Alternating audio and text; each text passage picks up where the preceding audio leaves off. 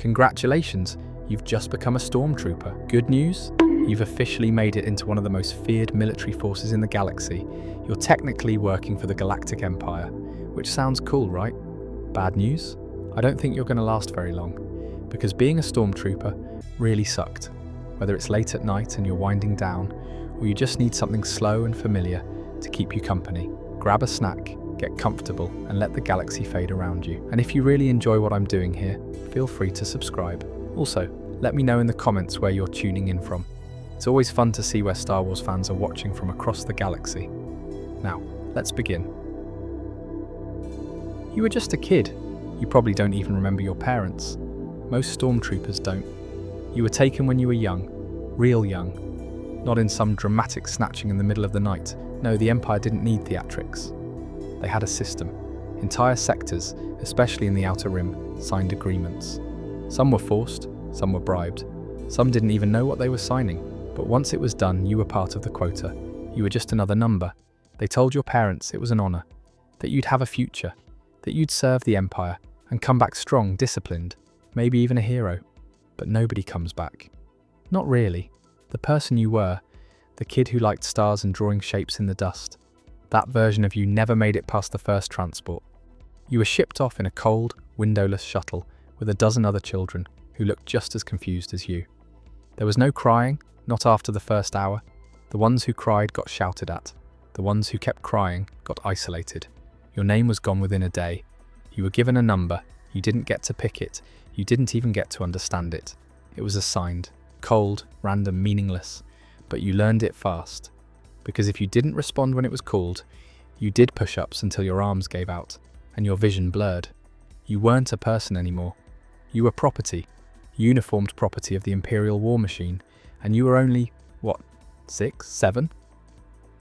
The first place they brought you was a training centre on some backwater moon with red sand and dry air. It didn't matter where. These places were all the same. Grey walls, loud alarms, and absolutely no comfort, no soft bed, no cosy blanket. Just a hard cot, barely a pillow, and shared rooms where privacy didn't exist.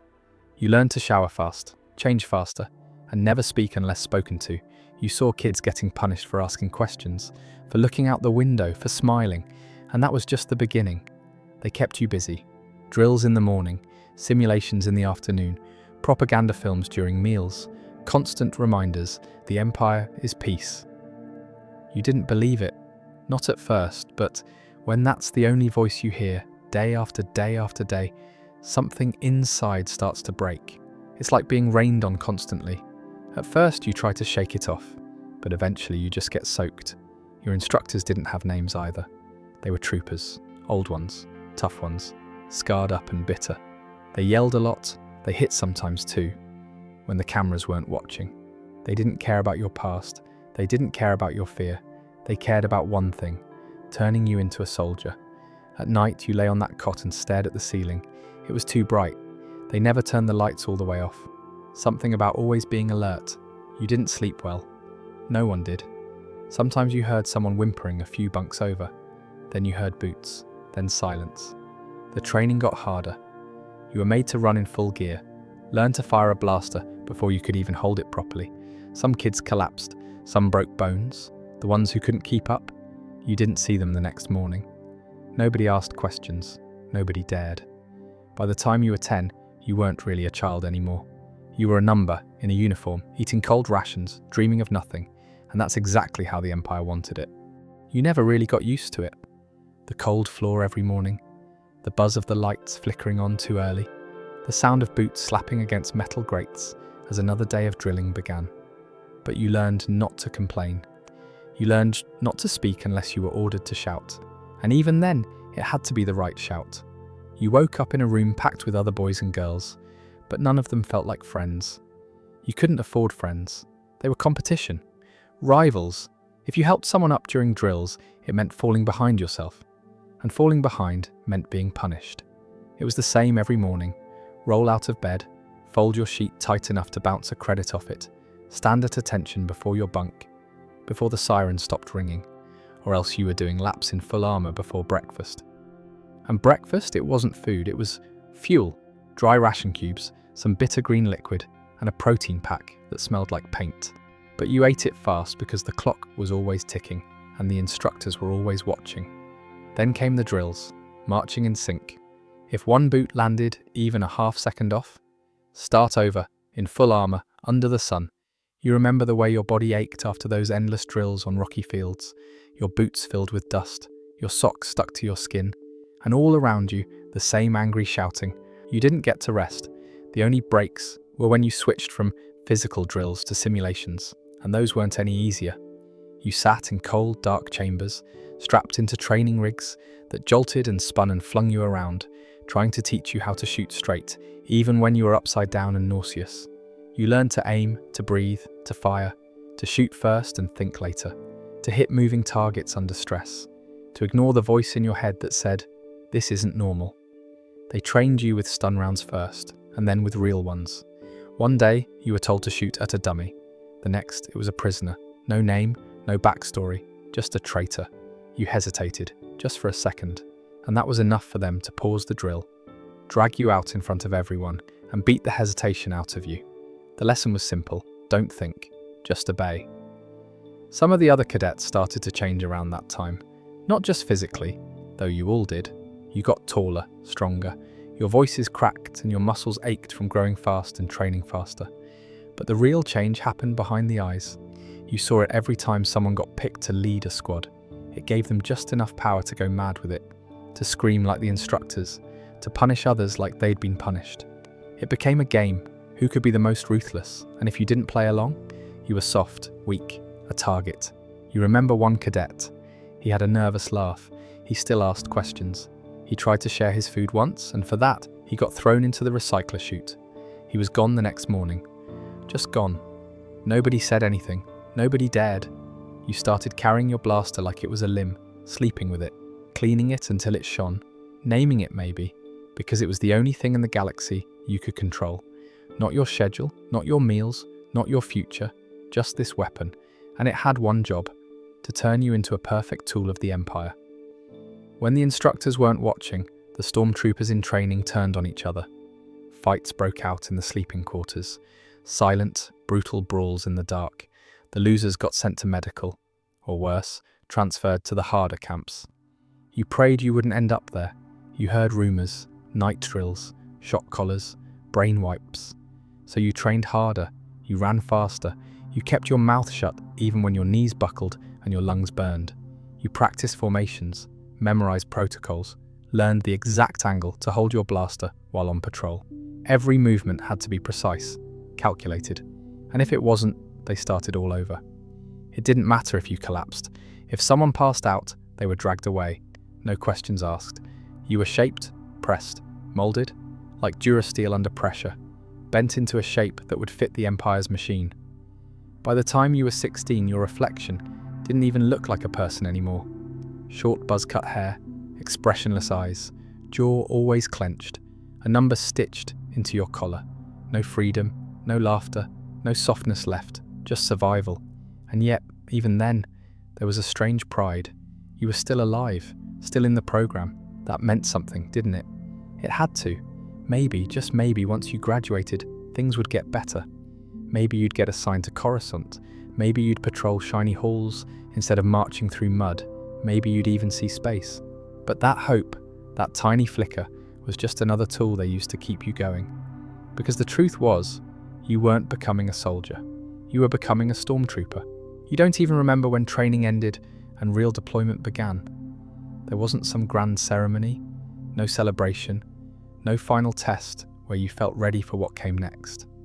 One morning you just woke up, same cold bunk, same tasteless ration pack, but someone handed you a new helmet. It had no name on it, just a number stenciled in red. You were told to board a transport. No questions, no words. You just obeyed. The ship smelled like oil and nerves. Rows of identical troopers sat in silence, helmets already on. You kept yours off for a while, as if that would help you breathe easier, but the recycled air did nothing. It felt like flying inside a can. You weren't told the name of the planet. Maybe it was too long to pronounce, or maybe they just didn't care. You weren't being sent somewhere important, just somewhere quiet, remote, and hostile. The landing was brutal. The shuttle shuddered and groaned, as if it hated the planet more than you were about to. When the doors finally opened, the light hit like a slap. A pale, bleached sun sat behind a thick layer of dust and haze, and at the first breath outside the transport burned your lungs. It wasn't poison, but it wasn't made for breathing either. Your boots sank a little into the ground with every step. The mud was sticky, almost like it didn't want to let go of you. The commanding officer barked orders, patrol assignments, sentry shifts, off-limits areas, but nothing really made sense. The base was barely more than a collection of prefab walls and buzzing lights. No one told you who the enemy was. You just knew they were out there, and that you were supposed to keep them from getting in. 12-hour shifts, then 6 hours in the barracks, then again, and again, and again. The armor? It didn't fit. It was technically your size, sure, but the shoulder plates dug into your collarbone, and the back plate clicked against your spine every time you turned too fast. The helmet fogged up when you breathed too hard. You could hear your own breath echoing back like you were stuck in a metal box underwater. You tried adjusting the padding once, got yelled at. Personal discomfort, they said, was not a valid reason for breaking regulation. The food was worse than you remembered from training. Same ration bricks, just drier somehow. The water tasted like old metal. And the barracks, well, calling them barracks was generous. Rows of metal bunks, stacked too high, with thin sheets that didn't do anything to block the cold from the frame beneath. You didn't sleep, you shut down. That's how everyone described it. You power down your thoughts, curl your back against the wall, and wait for the alarm to scream you awake. The work? It wasn't glorious. You weren't liberating anyone. You weren't bringing order to chaos. Most of the time, you were standing in silence, watching angry civilians walk past you. Some spat on the ground, some muttered, a few threw rocks. You were told not to react. Your job was to be still. You weren't a person to them, but you weren't a person to the Empire either. And then the explosion happened. It wasn't big, just enough to destroy a nearby droid. Nobody got hurt, but the next morning, you were told to search a nearby village. They called it a sweep. You walked through homes, kicked open doors, held your blaster at people who had nothing to do with anything. You were told it was protocol, standard procedure. You saw a child clutching a toy and staring up at your helmet like it was a monster. You didn't say a word, you couldn't. Not through the vocoder, not through the numbness. Everything felt distant, like you were watching your life through a screen. The helmet helped. It created space between you and the world, filtered everything down into static and instructions. You could stare at fire and not flinch. You could hear screams and stay still. You were trained to. It wasn't courage, it was programming. Soon you stopped counting days. You didn't know what month it was. Didn't know if it had been a week or 2 or 10. There were no calendars, just patrols, just dirt, just the hum of your armor and the quiet voice in your head telling you to keep going. This wasn't heroism. This wasn't service. It was maintenance. You weren't building anything. You weren't changing the galaxy. You were keeping it exactly how it was, broken, tense, and full of fear. You stood in your armor and wondered if anyone even knew your name anymore. You tried to remember your homeworld. You tried to remember your mother's voice. But it got harder with each passing day, because the more you served, the more the armor fit. Not your body, your mind. And somewhere deep inside, you started to worry that it might never come off again. At first, you thought the armor made you look powerful. Clean white plating, symmetrical lines, the signature helmet that struck fear into rebel hearts. You stood straighter when they issued it to you, adjusted the fit like it was a badge of honor. For a second, it even felt like you mattered, but then you had to wear it. Not just during drills or public patrols, but day in and day out. No breaks, no real comfort. You started noticing the helmet first, the way your voice always came out filtered, like you were trapped behind a thick wall of glass. You didn't sound like you anymore. Everyone sounded the same, cold, compressed, anonymous. You could shout or whisper, and it didn't matter. The helmet turned you into background noise. Inside, the thing fogged up at the worst times. The seal wasn't perfect, so your breath would rebound and collect in your visor, especially when you were sweating. It made you feel dizzy sometimes, claustrophobic, like you were drowning in your own breath. But you weren't allowed to take it off. Not unless you were alone, not unless no one was watching. That's not regulation. The chest plate crushed your ribs whenever you sat wrong. The back plating dug into your spine. You tried adjusting the straps, but it never really fit right. None of it did. The armor wasn't designed for comfort, it was designed to look uniform, to erase any trace of personality. If you were taller, shorter, broader, too bad. You had to make yourself fit the mold, not the other way around. Your gloves made everything harder. They stiffened your fingers, made you fumble with controls, slowed your reaction time. Your boots felt like they were made of bricks. Walking in them for hours made your feet go numb. You got used to it eventually, but it never stopped hurting. You just stopped reacting to it, like pain was part of the job. And the smell? The inside of that armor stank. It didn't matter how often you wiped it down or followed hygiene protocol. After days of patrol, the mix of sweat, cheap plastoid and recycled air clung to you like a second skin. You'd lie down at night, still wearing half of it, because you were too tired to peel it off. Then you'd wake up hours later with a sore neck, soaked underlayers, and no idea if you'd actually slept. There were moments when you looked in the mirror and didn't recognize yourself. Just another copy in a long line of clones that weren't clones. And when everyone around you looked exactly the same, you started to believe it. You forgot how to act like yourself. You forgot who yourself even was. It's funny, the armor was supposed to make you untouchable, but it made you more vulnerable in other ways. You couldn't run as fast, couldn't hear as well. You were slower to aim, slower to react. You were supposed to feel safer. Instead, you felt exposed, trapped inside a shell that didn't protect much of anything. There's a reason you're always the first to get hit. It's not because you're weak, it's because you're visible, loud, predictable. They trained you to be a target. And the armor, that perfect, gleaming, polished armor, it only made you easier to spot. It made you feel like a soldier, sure, but never like a person.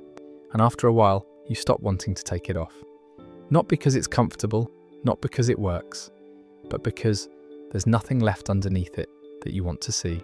You don't remember exactly when it happened, the first time someone really shot at you. There's no big dramatic memory of it burned into your mind like the movies make it seem. No slow motion moment, no internal monologue, just sound. That's what sticks with you. The sound of real blaster fire, loud, sharp and terrifying. It isn't like the ones in the training holovids. It's not that classic pew-pew, sci-fi fun. No, it's more like someone slamming metal beams together, like static and thunder and heat wrapped in a single flash. Your first instinct was to freeze. Your brain short-circuited the second the bolt slammed into the wall, just inches from your helmet.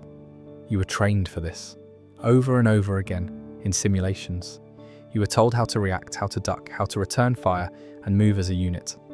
But none of that helps when you're actually there. When the hallway lights are flickering red, when your comms are a mess of overlapping shouts, when you feel the thump in your chest and your vision narrows to a single tunnel. Somewhere, somehow, your body moved on its own. You remember your knees dropping, one arm fumbling with the blaster, the other trying to steady your aim. You fired without thinking. You missed. You fired again. You still missed. The armor didn't help. Your gloves were too stiff, your helmet visor was already fogging up, and your grip was shaking so much that your finger barely squeezed the trigger at all. You remember thinking, this can't be real, this isn't real. But it was, and it kept going. The worst part wasn't the sound or the chaos or the confusion.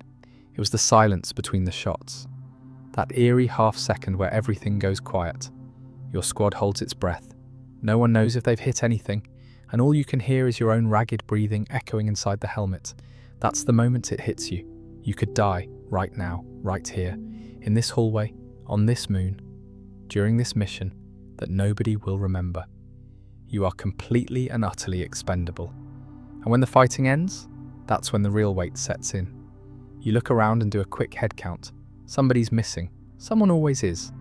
Sometimes it's the guy next to you, the one who always told dumb jokes during chow. Sometimes it's the rookie who just got their first promotion. You look at where they fell and you think, that could have been me. But you don't get time to mourn. You're expected to keep moving, keep clearing, keep patrolling. The Empire doesn't hand out time for grief. Then come the rumors. Someone in the squad starts whispering about how the rebels are using new tactics, or how another unit got wiped out in a similar ambush, or how this whole sector is cursed. You stop trusting your gear. You stop trusting your squad. Worst of all, you stop trusting your instincts, because when you hesitated, someone else died, and now you're stuck in this endless cycle of tension and adrenaline, broken only by brief moments of sleep that never feel like rest. You begin to question the armor. They told you it could withstand most common blaster fire. That was a lie. It can't. One good shot and you're on the floor.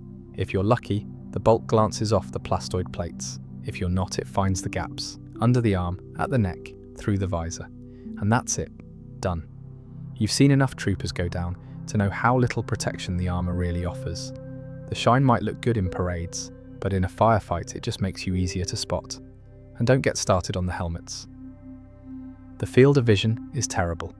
Your depth perception is off. You can't hear properly through the built-in audio. You're basically wrapped in a metal box, stumbling around hoping your training kicks in before you get hit. It's a miracle anyone hits anything in combat. In fact, most of the time, you don't. Accuracy is a joke. You're firing at silhouettes, smoke, shadows, and praying something connects. Nobody aims. They just shoot in the general direction of movement. Controlled chaos at best. Eventually your fear turns into numbness.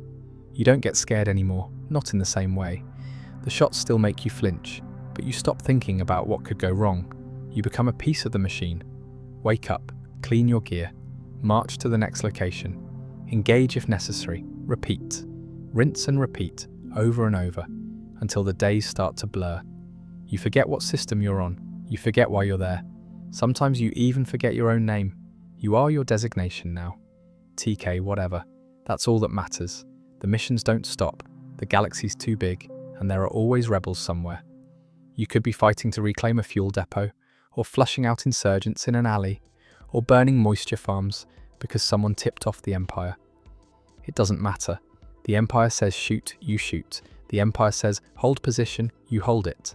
Even if it means standing in ankle-deep mud for hours, with rations that taste like heated plastic, and nothing but your own sweat for company. And deep down, you start to wonder, is this all there is? Will your entire life be firefights and empty corridors? Will anyone remember you? If you go down in the next skirmish, will command even acknowledge it? Will your family, if they're even still alive, ever know what happened? Probably not. Probably just another name erased from the database. You think the worst part is the firefight? Nah, that's just a moment in the grand scheme of things. The real Stormtrooper life, endless, grinding, soul-sucking marching. It starts before dawn, long before the sun rises on some distant, dusty world, and it doesn't stop until you're so exhausted you can barely drag yourself back to whatever cold, cramped bunk the Empire calls your bed. And then, the next morning, you do it all over again. From the moment you snap that armor into place, slide your helmet on, and lace up your boots, you join an endless tide of white helmets, moving in unison across barren moons, crowded city streets, or massive Imperial starbases. You become part of a living machine, a relentless wave of plastic-clad soldiers flowing forward without question. Congratulations, you've been promoted, not to a frontline position, not to anything flashy, just a clean, cold Imperial officer role aboard a Star Destroyer. It sounds impressive, and sure, your uniform is crisp, your boots shine like obsidian, and your data tablet is heavier than it looks. You think maybe, just maybe, you've made it. You've risen above the grunts, the stormtroopers, the labourers sweeping hangars on low-oxygen moons. But there's no applause, no smiles, not even a handshake.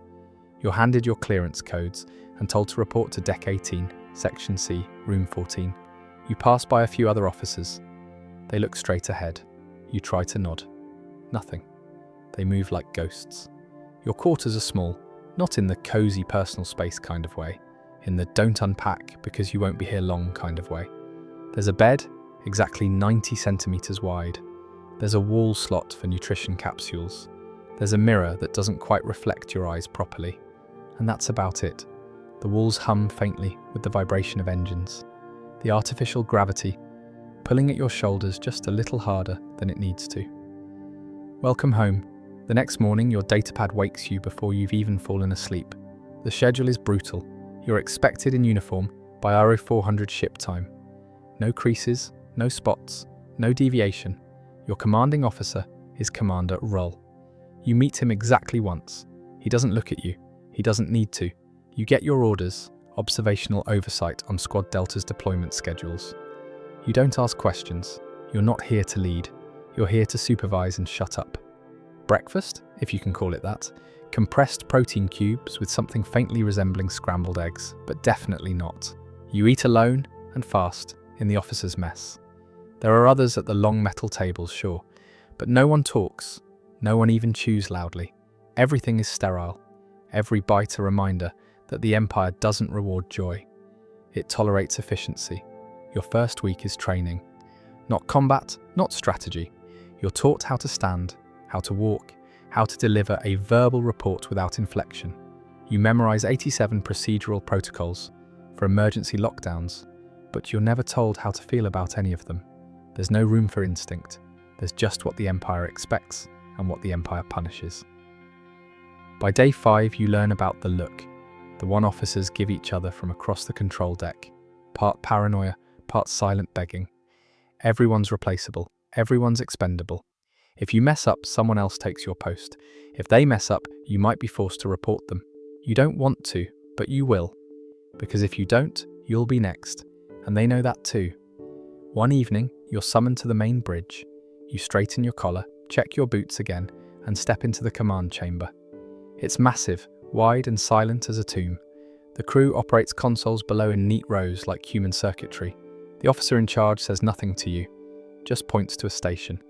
You walk across the floor, aware of every step, every click of your heels. You sit, you observe, you record, you report.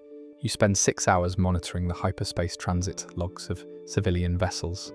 Just numbers and coordinates, but if even one is off and you miss it, that's on you. You saw what happened to Lieutenant Pell a few days ago. One missed patrol entry, one minor discrepancy. He was gone by the next shift, no farewell, just a replacement sitting in his seat like nothing happened. And then one day, maybe on week 3, you hear it. That unmistakable breath. Heavy, rhythmic, mechanical. Vader is on the deck.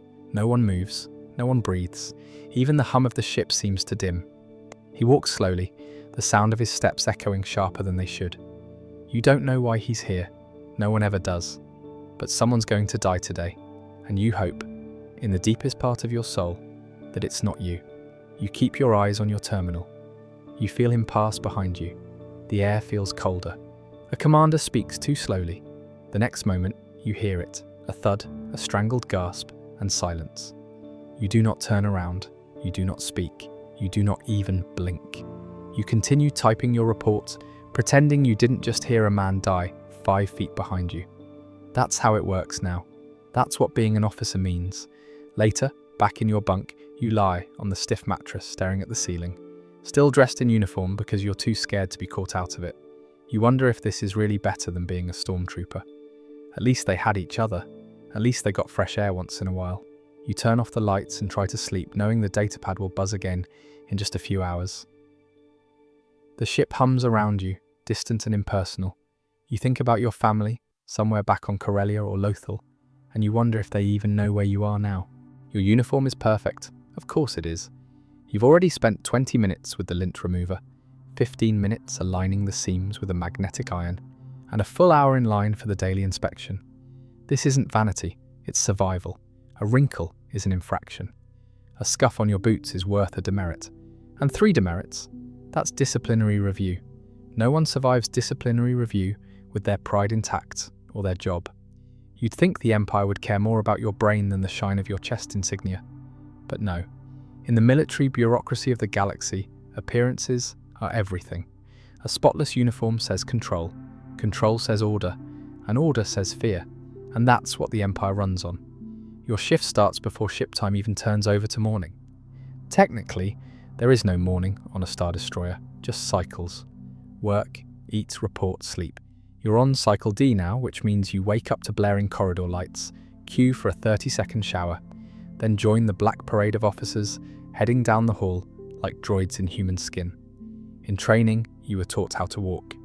Yes, walk, right heel first, left slightly shorter stride, hands at your sides unless carrying a datapad, chin tilted precisely, 17 degrees forward.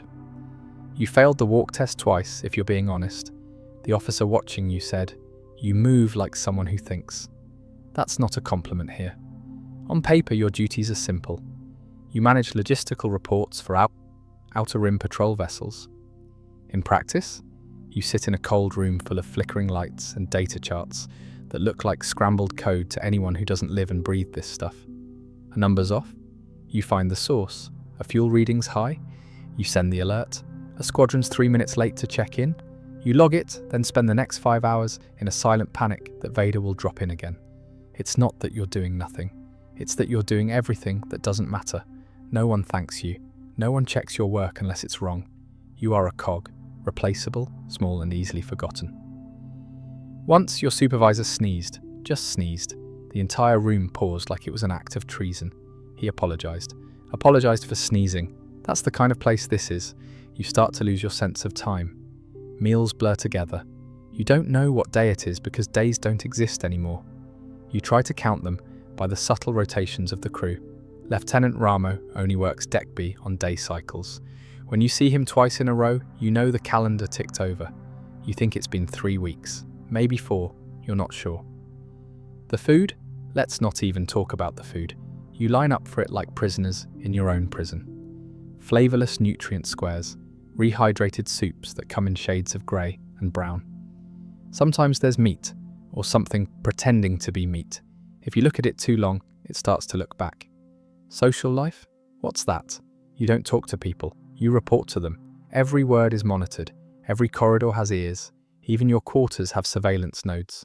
You found one behind the oxygen vent, you leave it alone.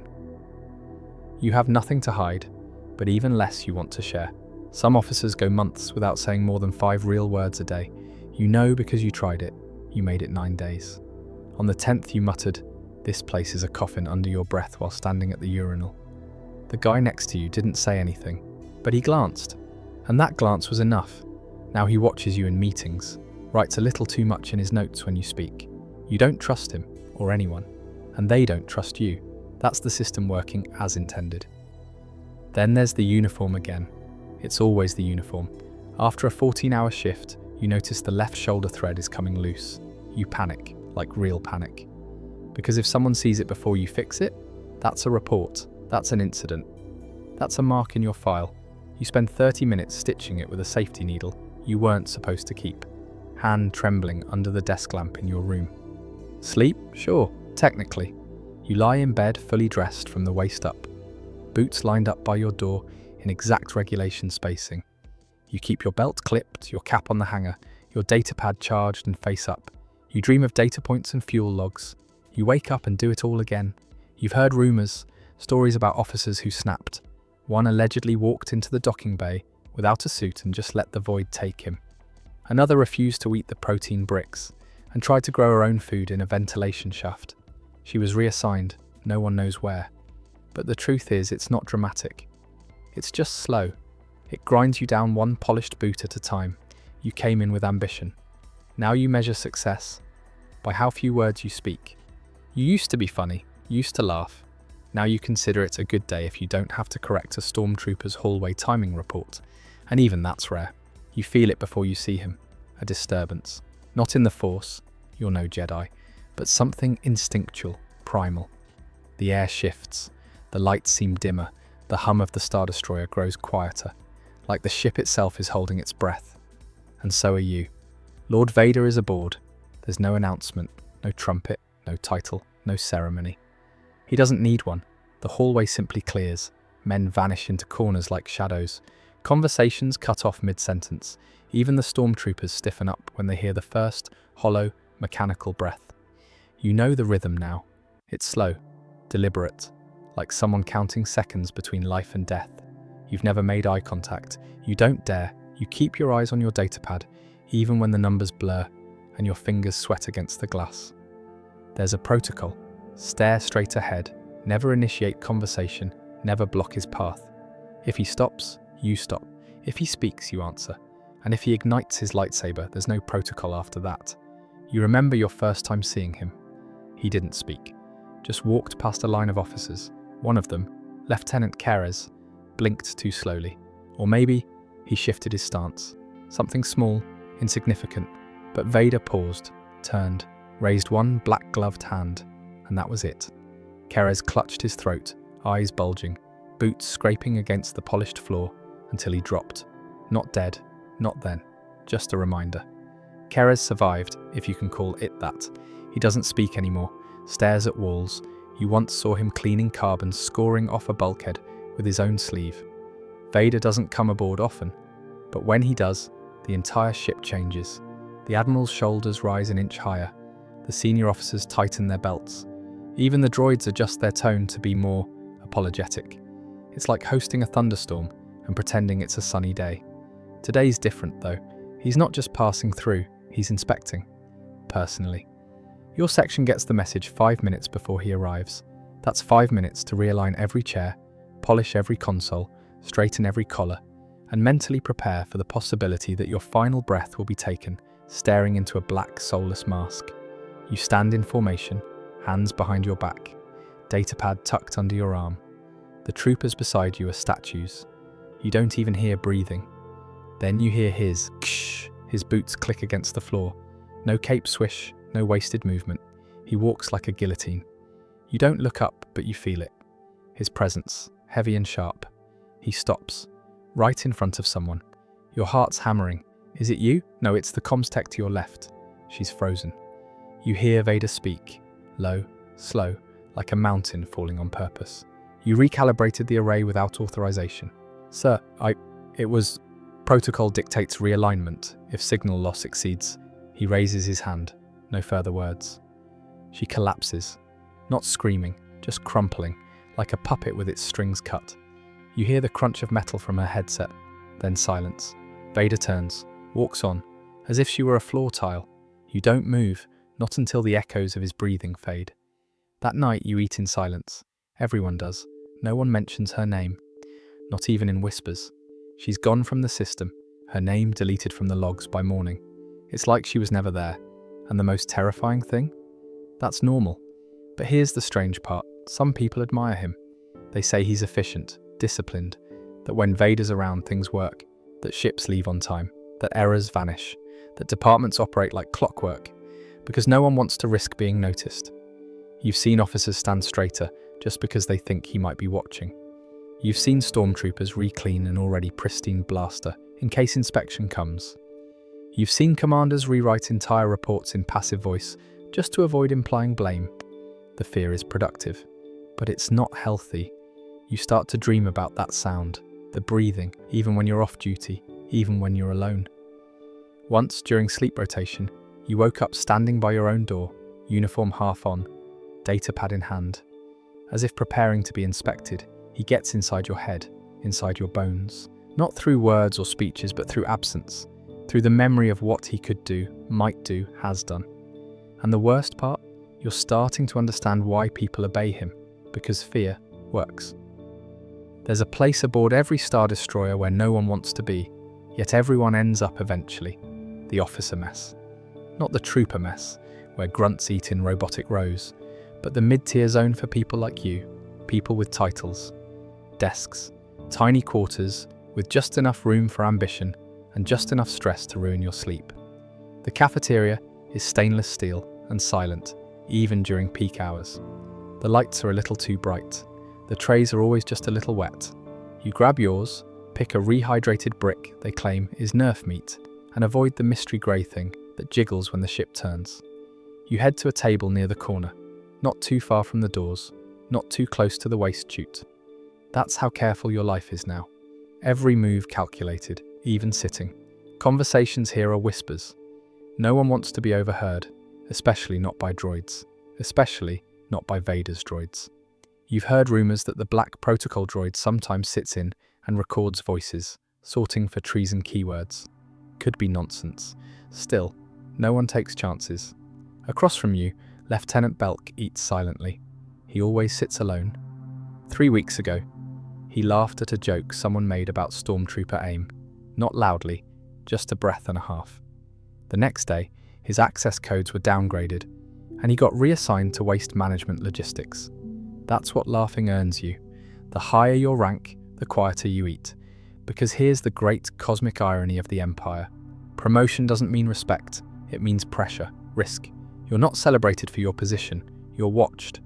Climbing the ranks means climbing into the crosshairs. The Admiral gets blamed when systems fail. Captains fall on sabers for mistakes they didn't even make. Everyone's terrified, and no one trusts the person next to them. One time, you found yourself sitting with a commander from the TIE Fighter Division. She said 3 words during the entire meal. "Loud today, huh?" You nodded. That was the end of it. Any more, and it might have turned into a conversation. That's a red flag. You can't even talk about the food. That's risky too.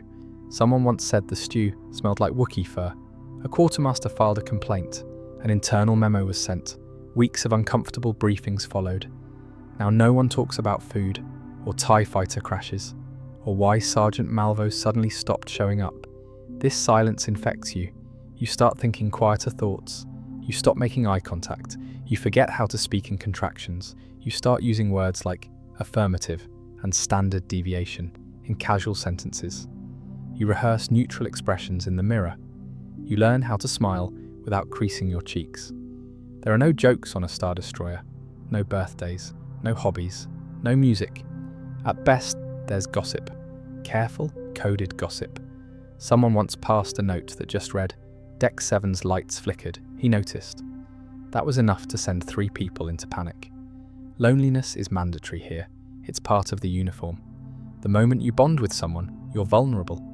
If they slip, you go down with them. Friendships become liabilities. Emotional attachments? Dangerous. It's easier to pretend you don't remember names or faces. That's how they keep you loyal. Not with glory, but with isolation. You stay because there's nothing else. The galaxy out there? It's chaos. Rebels, smugglers, pirates, ungrateful systems. But here there are lines, orders, purpose, a paycheck, a bunk, a role to play. Sometimes you think about defecting. It flickers in the back of your mind while you scrape blue protein paste off your tray. But then you remember, no one gets out, not without a mark, not without becoming a traitor. And traitors don't last long. So you stay, you eat your flavourless meal. You give a nod to Belk who doesn't return it.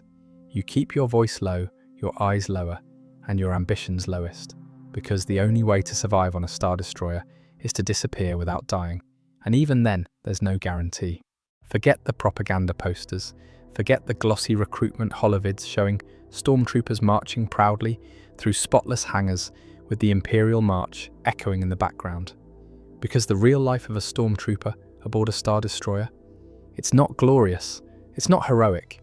It's a mess of confusing corridors, strange smells, flickering lights, and an overwhelming sense of being very, very small inside a floating war machine the size of a city. You don't really live on a Star Destroyer, you survive on it. The moment you wake up, you're swallowed by steel, miles of it, deck after deck of hallways that all look the same, plain, grey, symmetrical, endless. You get lost at least once a week, everyone does. And the signage, let's just say it's designed more for droids than for people who actually need to eat, sleep, and not die in a hallway trying to find Section B149, Maintenance Overflow Hub 6. Every corridor is a gamble. Some are freezing cold, others are muggy for no reason. Some have a weird hum that makes your teeth vibrate. Others smell like leaking coolant, or worse, whatever leaked out of that busted medical crate that's been sitting untouched for 4 rotations. You'll walk past technicians pulling open wall panels with sparks flying out. They'll nod at you like it's totally normal that half the electrical system is exposed and humming angrily. Once you saw a mouse droid drive directly into a wall at full speed and explode in a puff of smoke and binary profanity. No one stopped walking, you just stepped over it. The elevators, or turbo lifts, as the Empire insists on calling them, are their own nightmare. Half of them don't respond to your code. The other half have a delay so long you could grow a beard between pressing the button and arriving at your destination. And sometimes, just sometimes, the lights inside flicker and you hear Vader's breathing through the speaker system. No one talks about that, but you heard it. Let's talk food. You'd think with all the Empire's resources, they'd figure out how to make lunch edible. But every meal from the dispensers comes out as a cube. Beige cube, grey cube, green cube. You don't ask what's in them. The taste is somewhere between wet drywall and, I think this used to be meat. And the worst part, you can't eat in peace. The mess hall is loud, bright, and always smells faintly like burnt circuitry. The seats are cold metal, and if you want a second serving, you need authorization. Yes, for food, there's a laundry system, barely. You feed your undersuit into a locker chute, and 2 days later you get something back that may or may not be yours. Your name tag? Missing. The colour? Slightly off. The smell? Suspiciously similar to engine grease. You ask the quartermaster about it, and he just shrugs. That's his only job, shrugging. Behind every locked door is something weird. Maintenance closets full of unidentifiable goo. Cargo holds with crates labelled "Do Not Open" in 5 languages. Once you saw a door that simply read, "Redacted." It buzzed when you got near it. A week later, that hallway was gone. Just gone, covered up by fresh plating, like it never existed. There's no windows unless you're in an officer's lounge, and you're not. You spend days, sometimes weeks, without seeing stars. Your whole world becomes this maze of metal, where time stretches and bends. Is it morning? Is it night? Who knows? The lights never dim. You start recognizing smells before faces. Oil, burnt calf, the damp mildew of the recycling system that hasn't been flushed in cycles. The worst smell of all? Burned armor. When someone gets fried by a training bot or messes up in front of a Sith officer, that scorched plastoid smell sticks in your nose for days. It's the smell of fear. You learn to keep your helmet on even when you don't have to. It doesn't help much, but it hides your expression when something terrible happens, which is often. There's no recreation deck. There's a wellness terminal no one uses, and a rest chamber, which is just a dark room with 2 chairs and 1 flickering light. You sit down for 5 minutes, then leave more anxious than when you entered. You hear whispers about some squads setting up sabak tournaments in maintenance tunnels, but those always end with someone in the medbay, or missing. Droids handle most of the cleanup, but they're lazy. You'll find gunk trails, scuffed walls, and once a pile of something gelatinous that everyone just walked around until it evaporated or got sucked into the vents. Was it alive? Was it food? Nobody cares. You wake up to a sound you hear more often than your own thoughts. The hiss of pressurizing air, the click of mechanical locks disengaging, the quiet whir of servos warming up. No light filters through a window, no birds, no warmth. There's just darkness, tinged with cold blue, and the familiar chill of the hyperbaric meditation chamber, creaking open like the maw of some mechanical beast. Your bed, if it can even be called that, doesn't have a mattress. It doesn't have sheets. It has restraints, support arms, life-sustaining hardware. You are not a man waking from sleep, you are a machine rebooting, and you are Darth Vader now. Your body has long since stopped being your own. Once, it was agile, strong, fast, full of purpose and passion. Now, it's an echo, a burned skeleton wrapped in cybernetics and black armor, kept moving by hatred and hydraulics. Every nerve is a battleground. Every movement carries weight. Pain is no longer a sensation. It's a permanent background noise, like a distant storm that never leaves your mind. The suit seals around your body with a series of harsh clicks and pressure snaps. Then the mask, cold, tight, final. When it connects, the sound begins. That mechanical breath you can't escape. It's not oxygen, it's not air. It's rhythm, it's prison. It's the only sound that's truly yours anymore. The one that echoes through every corridor before you arrive, turning calm into tension and chatter into silence. You don't breathe. The machine breathes for you. You stand up. The weight of your armor feels like an iron coffin with joints. It doesn't get lighter with time. If anything, it feels heavier the more you remember what it was like to be free of it. You used to fly across battlefields, leaping from ship to ship, flipping through the air like gravity had no say in your fate. Now, every step is a stomp. A slow, deliberate, thunderous march. Nothing about you is fast anymore. Just inevitable. The Star Destroyer is yours. Technically. The bridge crew follows your every command without question. Officers step aside when you enter a room. No one dares to speak unless spoken to. But you are not greeted. You are not welcomed. You are endured. You are the silence after a scream. The crew doesn't see you as a person. They see the armor, the cape, the voice, the punishment. You don't have meetings, you have confrontations. You don't ask questions. You demand results. Every time the door opens and you step through, a dozen officers tighten their spines and hold their breath. You don't need to threaten them. Your presence does the job. And yet, despite all this power, you are always alone. You eat through a nutrient port, flavorless sludge, pre-processed efficiency. You haven't tasted real food since Mustafar.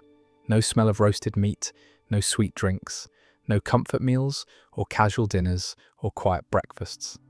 You do not sit with others. You do not talk around a table. There is no dining hall where Vader eats. The suit doesn't allow indulgence. It barely allows existence.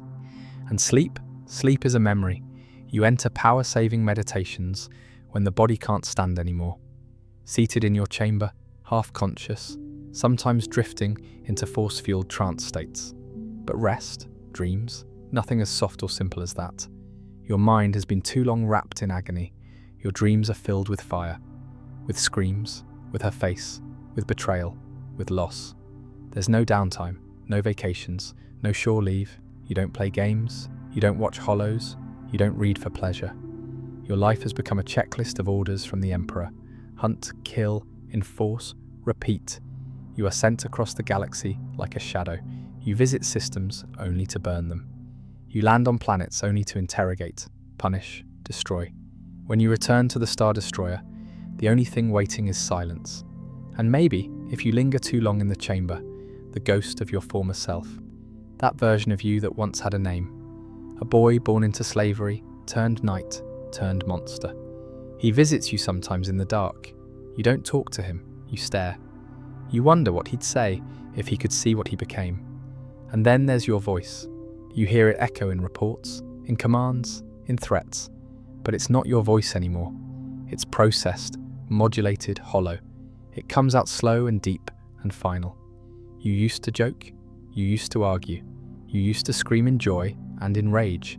Now, every word is chosen, calculated, weaponized. Your silence is often more terrifying than your commands. You are fear, wrapped in a black shell, surrounded by officers who obey not out of loyalty, but out of survival instinct.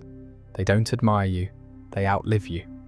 Most of them will never hear you speak, and if they do, it's either a reprimand or the last thing they ever hear. But the strangest part, the part that hurts even worse than the lungs you no longer have. Sometimes you wonder what it would be like to take the suit off and feel wind, just once, or to walk through a city without people turning away, or to sit, just sit, with no armor, no weapon, no commands, just you, whoever that is anymore.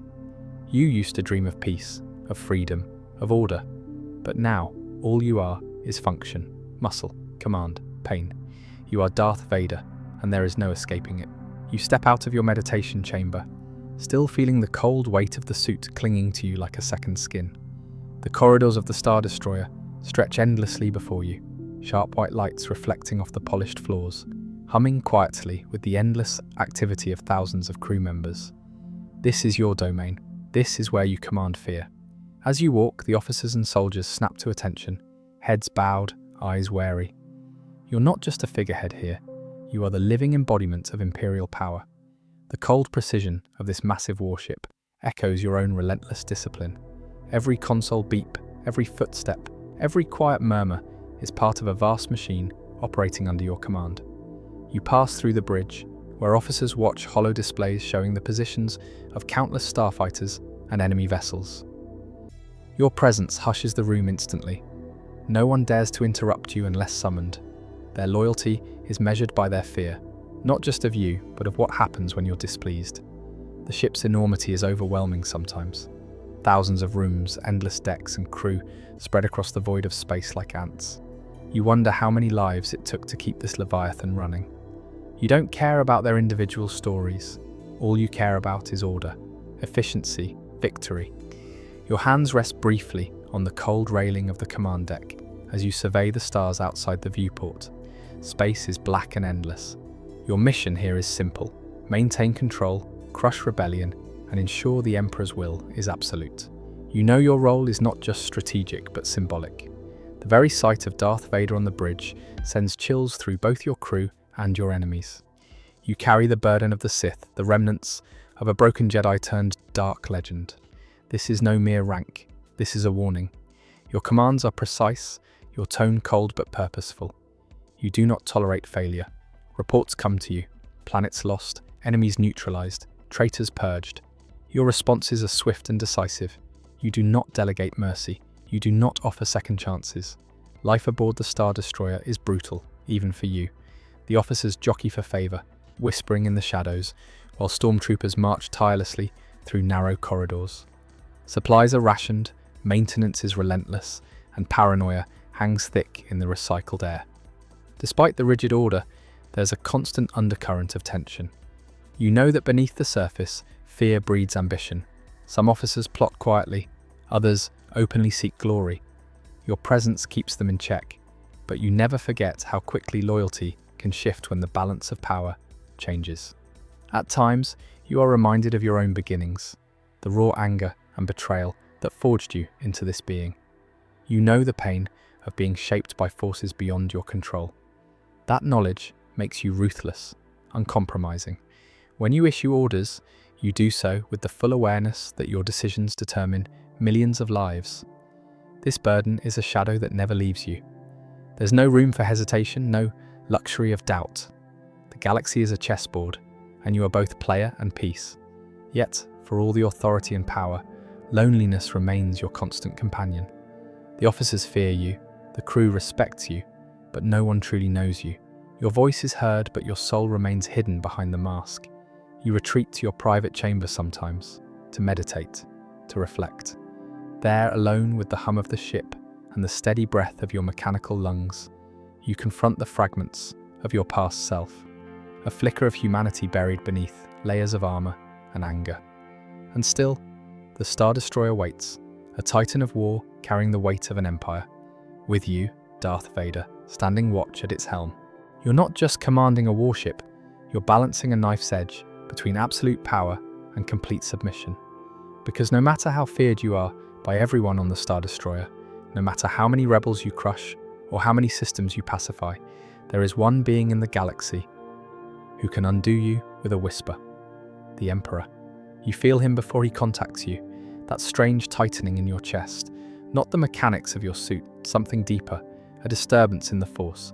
You kneel alone in your chamber, visor lowered, waiting for his shadow to stretch through the hologram. And when it does, even you, the black silhouette of terror, feel small again. The Emperor's voice slithers into your ears, calm, quiet, coiled like a serpent ready to strike. He speaks in riddles sometimes, warnings dressed as compliments, praise curled around commands. He doesn't need to raise his voice. Every word he speaks wraps around your throat like a leash. You nod, you obey, you always obey.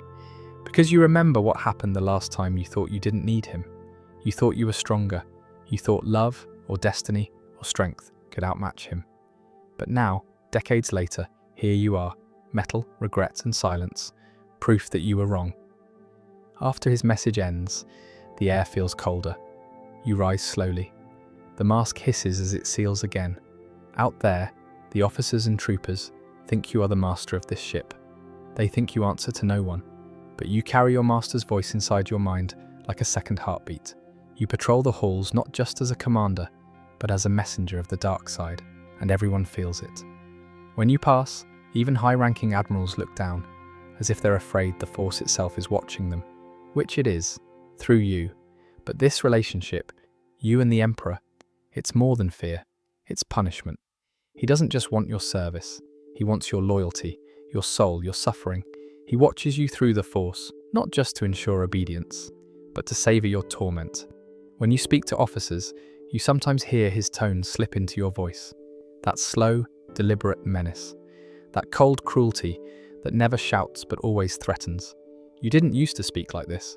That wasn't your voice once, but it is now. Every decision you make, every mission you assign, every life you take, it's not just for the Empire. It's to prove to him that you're still useful, still worthy. Because if you're not, you know how easily he could replace you. You've seen how disposable lives are in his empire, even yours. Late at night, or what passes for night, on a ship that never sleeps. You sometimes wonder what he sees when he looks at you. A weapon, a failure, a pet.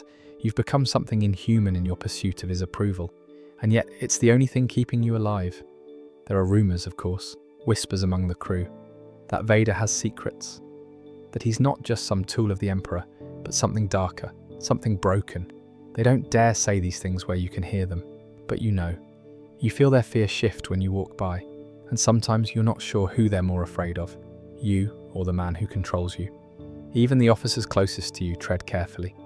Admiral Piet, one of the rare few who hasn't failed you publicly yet, knows how to speak in short, efficient bursts, never wasting words, never questioning. just the way the Emperor likes it, because failure under your command isn't just a demotion, it's a death sentence. The bridge has gone silent more than once after a single raised hand, and when a body crumples to the floor, no one dares flinch. They carry on as if nothing happened, pretending the air isn't still thick with tension and the Force. The Emperor watches all of this from his throne, somewhere in the darkness of Coruscant. You don't know how often, maybe always. You feel his presence like a cold draft, a reminder that your power isn't yours, it's borrowed, and it can be taken back. Sometimes you wonder what your life would have been like if you'd never met him, if you'd never been trained, twisted, tempted, but that's a useless thought, because there is no version of your life where he doesn't exist. He made you, he broke you, he owns you. So you return to your duties, you pace the decks, you monitor transmissions, you crush another uprising, silence another dissident, burn another world if you must. The Emperor asks for loyalty, and you give it. Because you've given everything else already, and in the quiet between battles, when the engines hum and the crew pretends they're not terrified, you sit in silence, surrounded by order, by fear, by steel and shadow. A throne of metal among the stars. But you're not a king, you're a reminder, a warning. You are Darth Vader, but even you are not free. So, you've just become the most powerful figure in the galaxy. Technically, you're still just Sheev Palpatine from Naboo, a man who once stood in the bright halls of the Senate pretending to be calm, wise, reasonable. But deep down, behind your folded hands and diplomatic voice, you've always been Darth Sidious. And now, with the Republic twisted into an empire and your enemies swept away, your plans have finally worked. You won. Except, it doesn't feel like winning. Because here's the thing, they never told you about total domination. It's crushingly, soul-eatingly lonely. You've lived your whole life as a phantom in the shadows, whispering behind curtains, tugging invisible strings. No friends, no family, no softness. No one you could trust with the truth, not even for a second. From the moment you pledged yourself to Darth Plagueis, you were no longer a person. You became a project, a weapon, something meant to survive. And the cost? Everything else. Your master taught you well, to deceive, to manipulate, to become a smiling face in public while rotting beneath it. And you were excellent at it. You rose through the ranks of the Republic with that same smile. No one knew, not Padme, not Yoda, not even Dooku for a while. All of them danced to your plan, blindfolded and proud. But let's be honest, you haven't genuinely laughed in decades. Not since you were a teenager. That was the last time you ever let your guard down, and it ended in death. Your master's, your innocence's, yours. And from that point on, it was all masks. Even in private alone, you kept up the performance, because there was no off switch anymore. Power like this demands permanent vigilance. You sit on the throne of the Empire, flanked by red-robed guards who never speak and never sleep. You give orders that shatter planets. You speak, and people kneel. But no one ever looks you in the eye. They're too afraid. They should be, but still, you notice. You feel the weight of it when you walk down the quiet halls of your palace. No laughter, no warmth, no humanity. Just the dull hum of machinery and the cold presence of fear trailing you like a shadow. Even Vader, your chosen apprentice, your terrifying black-clad enforcer, you can't trust him. You sense his doubt, his weakness, his longing. You know he dreams of overthrowing you, just like you overthrew your own master. That's how it always goes with Sith. There's no such thing as loyalty, just useful lies and temporary alliances until the betrayal comes. And the worst part? You can't even truly enjoy the Force anymore. You used to feel its pull like a river, a living, breathing thing. But now it's a pit, a storm that never ends. Every time you meditate, you're met with echoes of suffering. Some yours, some others, all of it relentless. The dark side gave you everything, and in return, it consumes you from within. Your body feels it too. Your face is no longer your own. Once, you could hide the corruption with calm and control. But no more. The moment you unleashed your true power in front of Windu, it erupted outward, revealing what was always underneath. The deformity, the disfigurement, the truth. Now the whole galaxy sees you as you really are, and so do you. You stare in the mirror and see something hollow, something monstrous. You used to be called a genius, a visionary, a savior. Now, even your title, Emperor, sounds like a joke. You don't rule, You survive. That's all. Every day is a careful game of pretending nothing can touch you, while deep down you know everything eventually does. So here you are, at the height of power, alone in a tower, ruling a galaxy you can't feel, with subjects you can't love, through fear you can't escape. And somewhere out there, hidden in the stars, are whispers of rebellion. Hope, Jedi remnants, your nightmares. This is what you traded your soul for, and this is only the beginning. You used to walk freely through the corridors of Coruscant, didn't you? Just another senator with your little entourage, your polite speeches, your empty teacup conversations. People smiled at you back then, not because they were forced to, but because they liked you, or at least they thought they did. Now you don't walk anywhere. You glide, you hover, you're carted through your palace like some ancient relic that mustn't be jostled. The throne room, the meditation chamber, the private suite with its bland, cold walls. That's your entire world now. You haven't seen a sunset in years. You don't remember what it smells like outside in the rain. The Emperor doesn't go for walks. Every surface in your life is sterile. The floors shine with the cold blue glow of artificial polish, and the air always tastes a bit like recycled electricity. It's not just that you've isolated yourself, it's that the galaxy itself now bends to your paranoia. Every wall is monitored, every servant is vetted, every guard is armed not just to protect you, but to kill you if you ever become a liability to your own system. You're a prisoner of your own empire, and you built it this way. You taught the galaxy to fear you, to tremble at your name. You encouraged it. 100 systems burned because someone dared to laugh too loud in the wrong direction, because someone whispered rebellion in a tavern on Lothal, because someone drew a little cartoon on a datapad mocking the shape of your head. The reaction? Death. Total obliteration. Why? Because fear works. At least, that's what you've always told yourself. But now, it's not working for you. Every breath you take is under scrutiny. Every cough echoes like thunder. You hear the murmurs, even if no one dares speak them aloud. They call you ancient, fading, a flickering candle clinging to the wick. And they're not wrong. Your body is failing, and not because of time alone. The dark side isn't a gentle current. It corrodes you. It rots your bones while it feeds your power. You tried to cheat death. You manipulated midichlorians, created monsters, cloned shadows of yourself, hunted secrets across galaxies.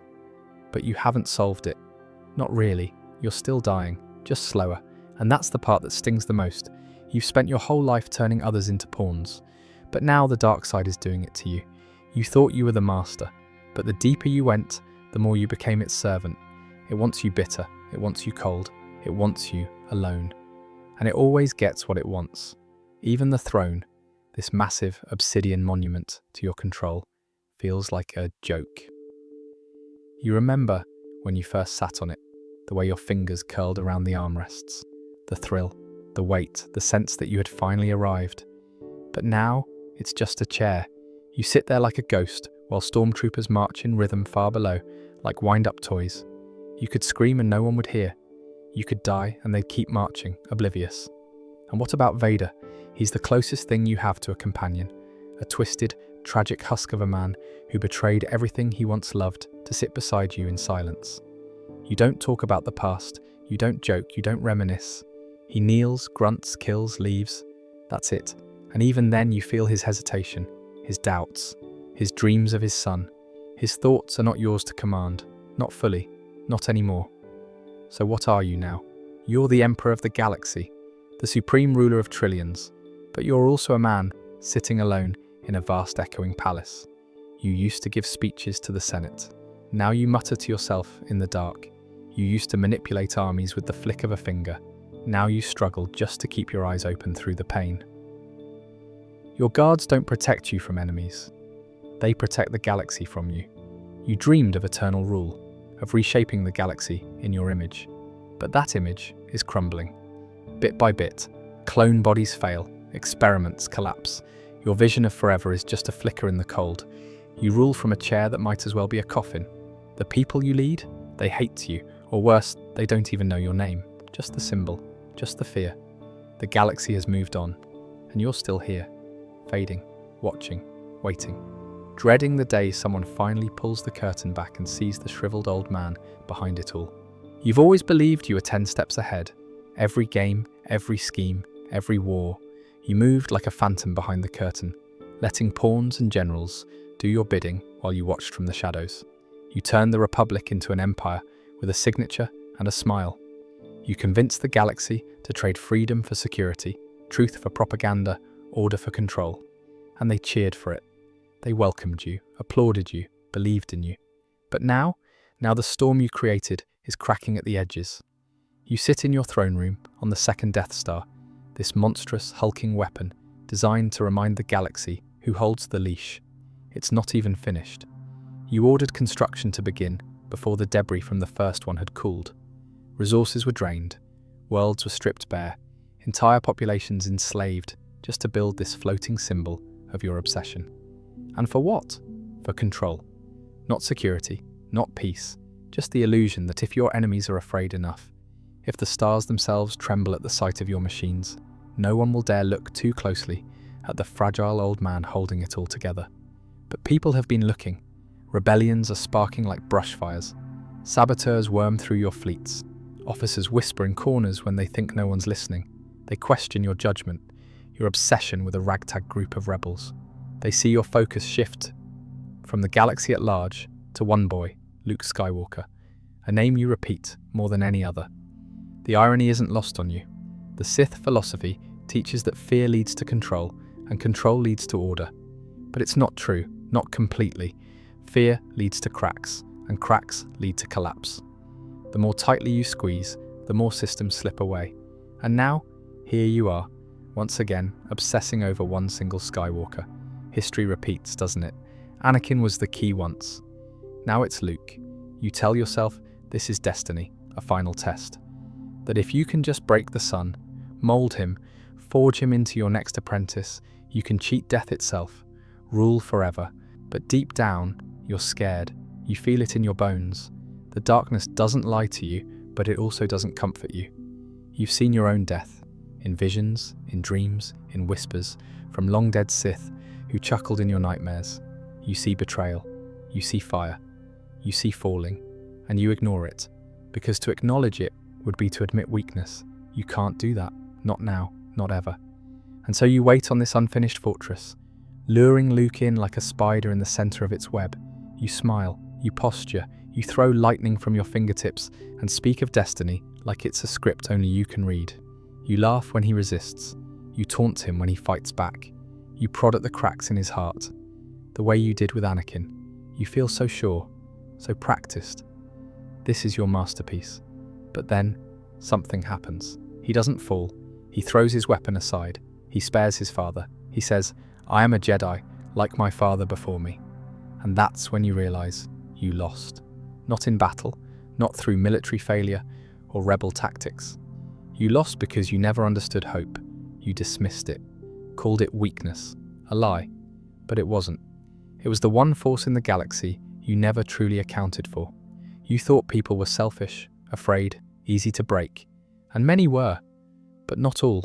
Not Luke, not Anakin, not in the end. The last thing you see is betrayal.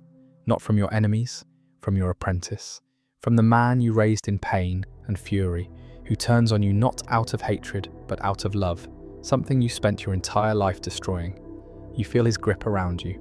You feel yourself lifted, hurled.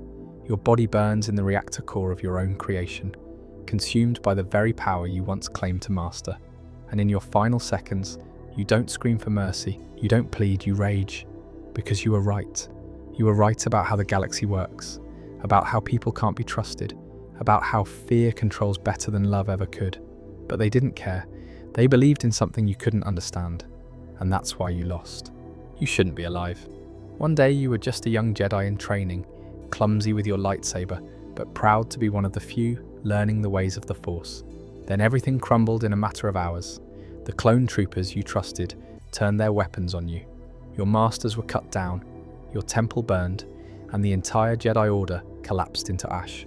You barely escaped with your life, hiding in garbage freighters and backwater systems, listening for rumors, trying not to fall apart. The galaxy was no longer yours. The Force felt distant, and the only thing keeping you moving was the whisper that someone else out there might still be alive. But then you got caught, dragged from whatever dark hole you thought would protect you. You were thrown into a cold Imperial cell, cuffed, silenced, and stripped of everything that gave you purpose. When you woke up, the room was all metal and shadows, heavy with a feeling that made your skin crawl. You weren't alone. Someone stood there, calm and terrifying, and you knew who it was before he even stepped into the light, the Emperor. You'd heard his voice before, during the Clone Wars, on Hollows. It had always sounded like a friendly old man, someone who cared about peace and the Republic. But in that room, his voice was different. It was slow, almost gentle, but behind every word was something colder than space itself. He didn't yell, didn't threaten, didn't demand anything from you. He just gave you a choice, serve or die. And right behind him, watching silently, was the other one, the one in black, Darth Vader. You didn't need to be force sensitive to feel the rage coming off him, like fire. He didn't speak. He didn't need to. The weight of his presence alone made it clear. If you said the wrong thing, or even breathed wrong, he'd end you without hesitation. You didn't really choose to join them. There was no real choice. You just nodded, barely understanding what you were agreeing to, and your life as a Jedi officially ended. Welcome to the Inquisitorius. They took you to Fortress Inquisitorius, buried deep in the black waters of Nur, where the Empire trained and broke its Jedi survivors. You thought you'd seen darkness before, the temple fires, the betrayal, the aftermath of Order 66, but that fortress was something else entirely.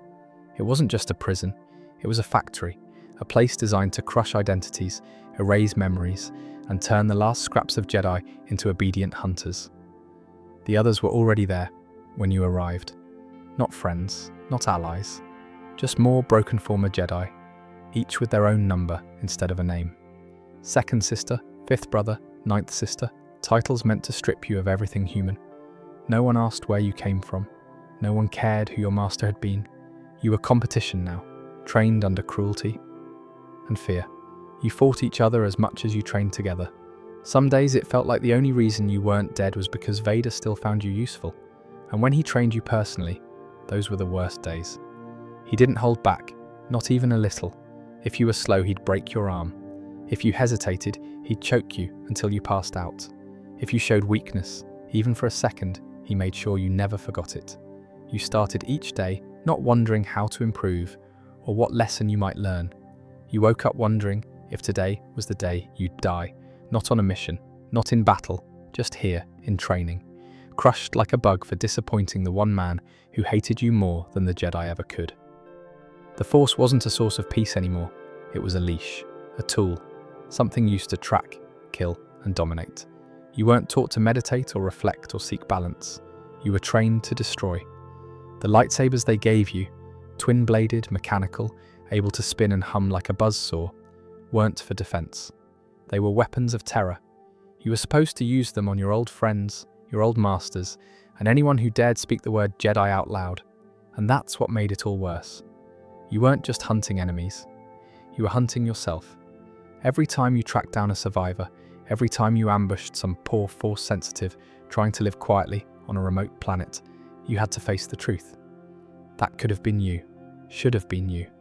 But instead of hiding, instead of dying with honor, you became the thing that hunted them, a tool of the Empire, a walking insult to everything you were raised to believe in. You tried to forget. You buried memories, pushed down the pain, tried to convince yourself that this was survival, that maybe there was still a purpose in what you were doing, but you never really believed it. Not deep down, because deep down, you knew the truth. You were broken, just another prisoner in a shiny black uniform. And one day, when Vader was done with you, when the Emperor found someone more useful, you'd disappear like the rest, and no one would remember your name. You thought the training was bad, the beatings, the humiliation, the fear of Vader looming over every mistake. That was just the warm-up, because the real pain didn't start until you were good enough to leave the fortress. That's when the hunting began. You were given a ship, basic Imperial clearance, a mission file, and a name. That name? It belonged to someone who used to be like you, a Jedi, a survivor, maybe even someone you trained alongside at the temple when you were kids. The briefing didn't tell you much, just a last known location and an Imperial directive, eliminate or retrieve. You knew what that meant, bring them in broken or not at all. At first you tried to convince yourself This was mercy. If you didn't get to them, Vader would. And Vader didn't do survivors. You told yourself that maybe you could just talk to them. Maybe they'd listen, turn themselves in, be spared the worst of it. But that fantasy lasted about 5 minutes into your first real mission. Because they didn't want to talk. They saw your uniform, your red saber, your black armor, and they knew what you were. You weren't a Jedi anymore. You were a monster, a traitor. You weren't there to help them. You were there to silence them. And every single time they fought back, they made it harder for you to keep lying to yourself. You started hunting them the way animals are hunted, tracking their force signatures across dusty outer rim towns and smoky bars, catching whispers of someone who healed too fast or dodged a blaster bolt without thinking. You sifted through ruins, old temples, now repurposed by the Empire as bunkers or tombs. Sometimes the scent of the light side still lingered in the air. It made your stomach turn, not because it was wrong, but because you missed it. And when you finally caught up to one of them, a real Jedi, still clinging to what they once believed in, you had to fight. That was the worst part. It wasn't like sparring in the fortress. This wasn't two people showing off for Vader's approval. This was desperate, messy, real. They weren't warriors anymore. They were refugees with sabers. Most of them didn't even want to fight you. They just wanted to get away, but you couldn't let them. You had orders. You had eyes watching. And deep down, you were terrified of what would happen if you hesitated. So you pushed, you swung, you went harder than you had to, because the alternative was letting one of them go, and then facing Vader's punishment when you got back. And Vader's punishments weren't just physical. He had ways of looking into you, seeing the weakness you tried to hide, the thoughts you didn't dare say out loud. He could feel guilt like it was blood in the water. After your first real kill, you didn't sleep for days. You didn't eat.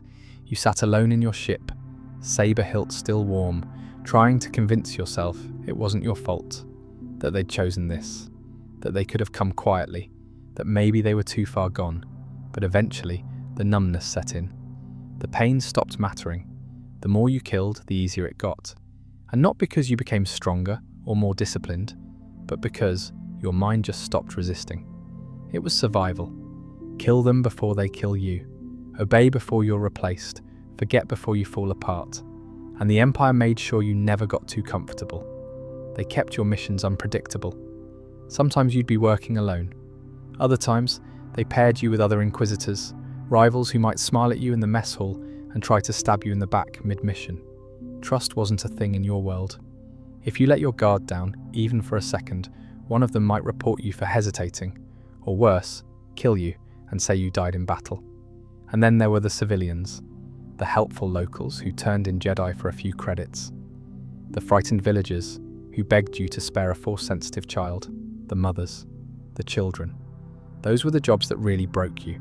You told yourself you didn't have a choice, but every time you lifted that saber, every time you silenced someone just for knowing too much, a little part of you died. And still, you kept going. Because stopping wasn't an option. Running meant death. Refusing meant torture. Failing meant Vader. And you knew what he'd do to you.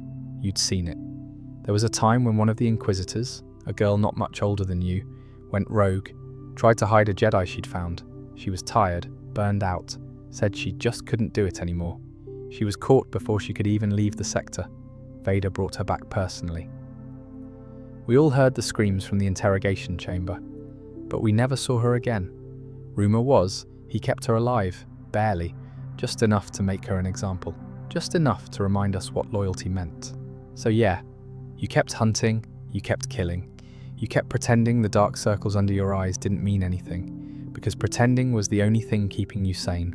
And all the while, the little voice in the back of your mind, the one that still remembered what it felt like to be a Jedi, kept getting quieter, until one day, you didn't hear it anymore. And maybe that was the worst part of all. By now you've stopped asking questions. You wake up, you train, you hunt. The mission changes, the target changes, but the routine doesn't. You board your shuttle, you're given coordinates, and you go. You don't even flinch anymore when someone mentions Vader's name. It's like a thunderclap in your bones. Familiar, terrifying, and constant. But there's something deeper gnawing at you now. Something worse than fear. You've realized you're not special. You were supposed to be. That's what they told you. The Inquisitorius exists to uphold the Emperor's will. You're the elite. The last line of defense against the Jedi. All lies. You're not elite. You're not rare. You're not even respected. You're a blunt instrument. A lightsaber with legs. A disposable creature made to bleed until there's nothing left, and then be replaced. And Vader? He doesn't even look at you anymore. When you first got in, you thought proximity to Vader was power. You hoped he'd notice your skill, your drive. That maybe one day you'd rise through the ranks, maybe become his apprentice, maybe even get a seat of influence in the Empire. But you learned quickly, Vader doesn't mentor, Vader doesn't promote, Vader breaks you down and then walks away. You watch it happen over and over, one Inquisitor after another trying to prove themselves. Faster kills, cleaner missions, daring ambushes. And it always ends the same way. Either they succeed and Vader gives them a silent nod, or they fail, and he crushes their spine with the Force and leaves their body on the deck. You stopped trying a long time ago. You learned how to stay low, quiet, invisible. Because survival, not power, became the name of the game. Nobody remembered your name. You weren't a person anymore, just a rank. You started to feel like a ghost. The Fortress Inquisitorius didn't help either. A monolith of obsidian rising from a cold, black sea. No windows, no laughter. Just long corridors that echoed your every step and interrogation rooms that never got cleaned properly. Sometimes you swore the walls whispered, not words, just memories. Screams that hadn't left yet. It wasn't haunted by ghosts, it was haunted by you. And the other Inquisitors? Forget camaraderie. There were no friends here. You might train side by side, eat the same tasteless rations, hunt Jedi together. But none of that meant trust. Every single one of them would sell you out in a second if it meant another inch of Vader's approval. You couldn't leave your quarters unlocked. You couldn't talk openly in the halls. One wrong sentence and the next day, your shuttle might malfunction mid-mission. The worst part, sometimes you weren't even sent after Jedi anymore. Sometimes you were deployed to put down rebellions, civilians, farmers with bad opinions, people who used the wrong words in front of a stormtrooper. You'd walk into a town, ignite your saber, and watch the entire street scatter. There was no glory in it, no resistance, just fear. You weren't a warrior anymore, just a symbol of terror. And the Empire loved it, because that's all you were now, terror.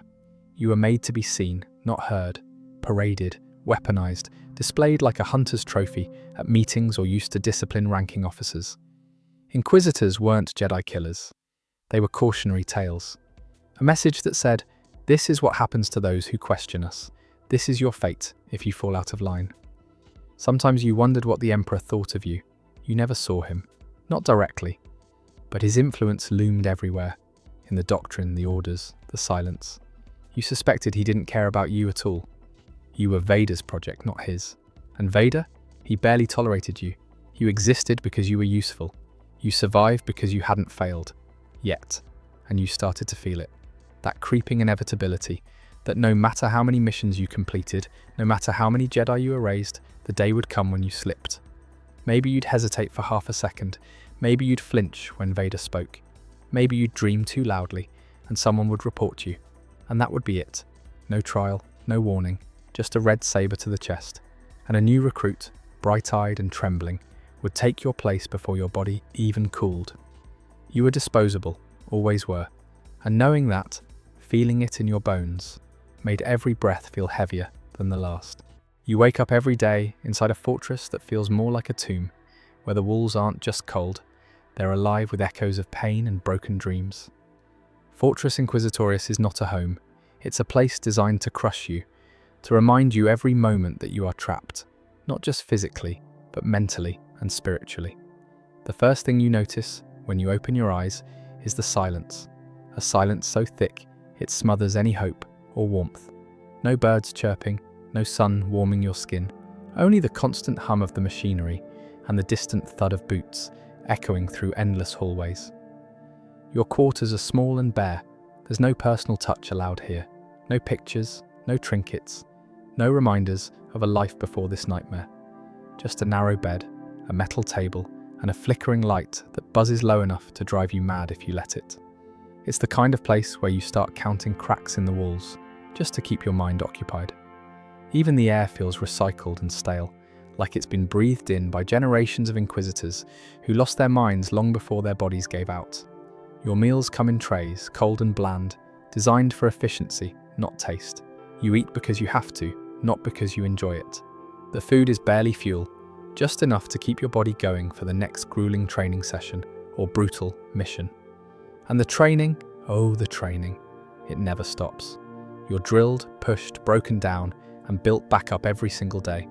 Combat drills that leave your muscles screaming, lightsaber practice with weighted blades that feel like wielding a star, and force exercises that drain your very soul. There's no mercy from the trainers, no compassion for the weak. You are forged in pain and fear. When you're not training, you're studying. Hours and hours of doctrine, political lessons, and torture techniques. Yes, torture. You have to learn it cold and clinical, because capturing Jedi or dissidents means interrogation, and interrogation means breaking bodies and minds. You become numb to it, but part of you screams in secret. You hear screams from the cells too. The fortress holds prisoners, traitors, rebels, Jedi captives, and their pain seeps through the walls like poison. Sometimes, late at night, you swear you can hear their cries in your sleep. You wonder if those screams will ever stop, or if they will haunt you forever. The other Inquisitors are ghosts moving through this fortress. There's no friendship here, only wary alliances and silent competitions. You watch others closely, waiting for signs of weakness, because weakness means death. Trust doesn't exist. Every word you say is measured, every glance is calculated. You never know who might report you for a misplaced comment or a moment's hesitation. Your downtime is spent alone, sometimes wandering the endless corridors, sometimes staring out at the dark ocean surrounding the fortress. A cold expanse of black water and black sky. You dream of freedom, of light, of anything but this endless black. But the fortress is a cage, and the galaxy outside feels more like a memory with every passing day. Even your dreams turn against you. They become twisted, filled with shadows of your past life, faces of those you lost, and the crushing weight of everything you've done, and everything you fear you will do. You wonder if you will ever escape this place, or if your fate is to become just another whisper lost in the fortress walls. And all the while, Vader's presence hangs over you. You never see him, but you feel him everywhere. In the drills, in the orders, in the punishment for any failure. You're constantly reminded that you serve not only the Empire, but the will of a man who would destroy you without a second thought. The Fortress Inquisitorius is a prison, a training ground, and a tomb. It's a place where hope goes to die and fear is your only companion. And if you survive, it's only to be sent out again, to hunt, to kill, and to lose a little more of yourself every time you do. Congratulations, you've just been assigned to Starkiller Base, the First Order's crown jewel. The ultimate weapon designed to bring entire star systems to their knees. It might sound like a dream come true, being stationed on a planet-sized superweapon, but trust me, the reality is far from glorious. The truth is, life here is harsh, relentless, and unforgiving, and as you step into the cold halls of this monstrous machine, you'll quickly realize why being part of Starkiller Base's workforce really sucked. First, let's talk about what Starkiller Base even is. Once a frozen sacred world named Ilum, famous across the galaxy for its kyber crystals, the mysterious stones that power the legendary lightsabers of Jedi and Sith alike. This planet was brutally reshaped and hollowed out to become a weapon of unimaginable power. The First Order didn't just build a base, they carved out a giant super weapon that could destroy entire star systems in a single, devastating blast. And you, soldier, are living inside the beating heart of this terrifying creation. Your days begin not with fresh air or the warmth of sunlight, but with the biting cold that seeps through the thickest layers of armor. The air inside the base is sterile and recycled, thick with the scent of metal and machinery, and the faint hum of engines running day and night. Outside, the frozen wasteland stretches endlessly, a vast white nothingness that mirrors the emptiness you start to feel inside. The cold isn't just a discomfort, it gnaws at your bones, a constant reminder that you're trapped far from any real home or hope. Work on Starkiller Base is grueling. From the moment you wake, the schedule leaves no room for rest or respite. You're tasked with maintaining the sprawling network of machinery that powers the superweapon. Giant conduits pumping kyber crystal energy, massive reactors humming with lethal potential, and corridors packed with complex control systems that require constant attention. If anything malfunctions, the consequences could be catastrophic, not just for the base, but for you. The fear of failure weighs heavily, a shadow that follows every step you take. Kyber crystals aren't just some shiny rocks here, they're the lifeblood of the weapon. Mined deep within the icy caverns beneath the surface, you'll spend long shifts transporting these priceless crystals, often under strict supervision, navigating icy tunnels where one wrong move could mean disaster. The sheer scale of the operation is staggering. Thousands of workers like you, toiling endlessly to keep the heart of this machine alive and ready to fire at a moment's notice. Life inside Starkiller Base is claustrophobic. The endless maze of steel corridors, bulkheads, and control rooms offers little privacy or comfort. You barely see the sky, only the flickering lights above and the cold walls around you. Socializing is limited, and paranoia is rampant. Everyone watches everyone else, wondering who might be an informant or someone with ambitions beyond their rank. Trust is a dangerous luxury, and you learn to keep your head down and your thoughts to yourself. Above you, the power players make their moves. General Hux rules with an iron fist, his voice sharp and demanding as he barks orders and tightens the screws on every department. Kylo Ren, the unpredictable Dark Apprentice, lurks like a storm cloud, his presence alone enough to keep even the bravest soldiers on edge. Loyalty is demanded, but never earned, and the threat of punishment is ever present. Fail or falter, and you risk not just your position, but your life. Despite the endless work and harsh conditions, the most terrifying part of life on Starkiller Base is the knowledge of what this place is built to do. You're part of a living weapon meant to snuff out entire civilizations with a single blast. The weight of that responsibility crushes your spirit daily. Each time the base fires, you hear the echoes of destruction rippling through the galaxy, knowing you helped make that possible, even if you're just a small, expendable cog in the massive machine. When you finally get moments to rest, if you're lucky enough to get any, it's in cold, cramped quarters where sleep is hard to find. The ever-present hum of the superweapon systems is a grim lullaby, and the fear that the next order might send you into battle, or worse, never fades. The isolation eats away at you. You wonder if your family back home remembers you, or if you're already just a ghost swallowed by the icy heart of Starkiller Base. So here you are, a soldier trapped in the belly of a galaxy-destroying monster. No glory, no heroism, just endless work and the heavy knowledge that your life is bound to the firing of a weapon that could erase entire worlds from existence. It's a brutal, lonely existence, and if you ever hope to serve with pride, Starkiller Base will teach you the true cost of being part of the First Order's deadliest secret. So you've survived the initial shock of Starkiller Base, its brutal cold, endless corridors, and the terrifying weight of its purpose. But now, it's time to face the real reality of life as a Stormtrooper stationed on this colossal weapon. You might think that being part of such a terrifying superweapon would come with perks or prestige, but the truth is, your daily routine is a relentless, exhausting grind that barely leaves room to breathe. Morning doesn't arrive with the gentle warmth of sunlight here. There's no sun to greet you, only the harsh glow of artificial lighting flickering over rows of identical Stormtrooper bunks. Your wake-up call is a blaring alarm echoing through the steel halls, jolting you from restless sleep in a cramped cold bunk that feels more like a cage than a place to rest.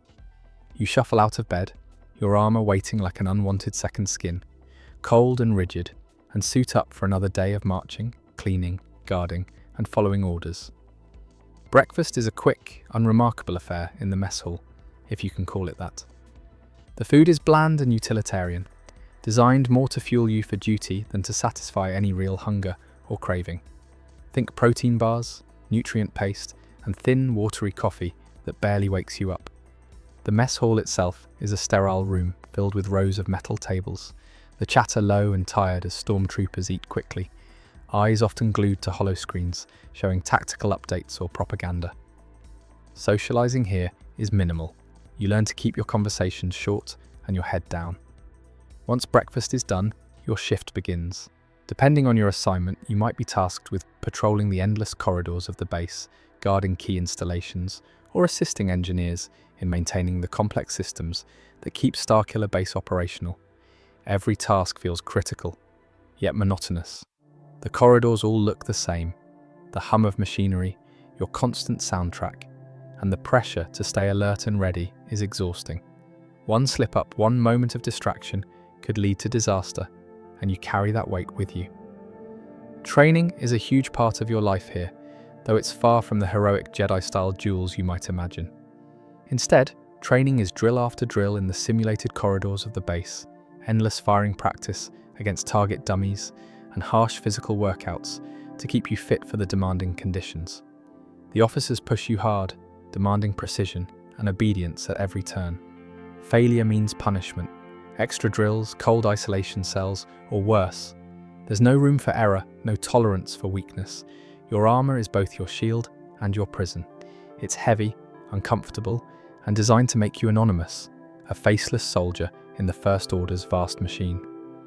The helmet limits your vision and muffles sounds, making every movement more exhausting than it should be. You miss feeling the breeze on your face, the warmth of a smile from a friend, or even the simple act of drinking water without a cumbersome suit getting in the way. Despite the strict schedule, downtime is rare and often lonely. When you get a break, you retreat to small common rooms or quiet corners to catch a breath, sometimes scrolling through holoscreens to catch glimpses of news or messages from the outside galaxy, if any ever make it through the First Order's tight control. Letters from family or friends are a precious rarity. Most of the time, you feel isolated, swallowed by the endless steel and cold white walls around you. Evenings are no different from mornings. You eat, you clean your gear, and you prepare for the next day, knowing it will be the same grueling routine, the same endless vigilance, the same lonely marches. Sleep comes hard. Your body aches from the armor, the cold and the stress, but your mind races with the knowledge of what Starkiller Base is capable of and the orders that might come down at any moment. So here you are, trapped in a cycle that wears down your spirit as much as your body. No glory, no cheers, just endless duty on a weapon that could destroy whole planets. You're a Stormtrooper on Starkiller Base, part of a galaxy-wide nightmare, and every day reminds you just how much being one of the First Order's soldiers really sucks. You've been transferred, again. No, not to a cushy Star Destroyer, or even a mid-tier garrison on a civilized planet. You're going to the Outer Rim, a little place with a name you can't pronounce, and frankly it doesn't matter.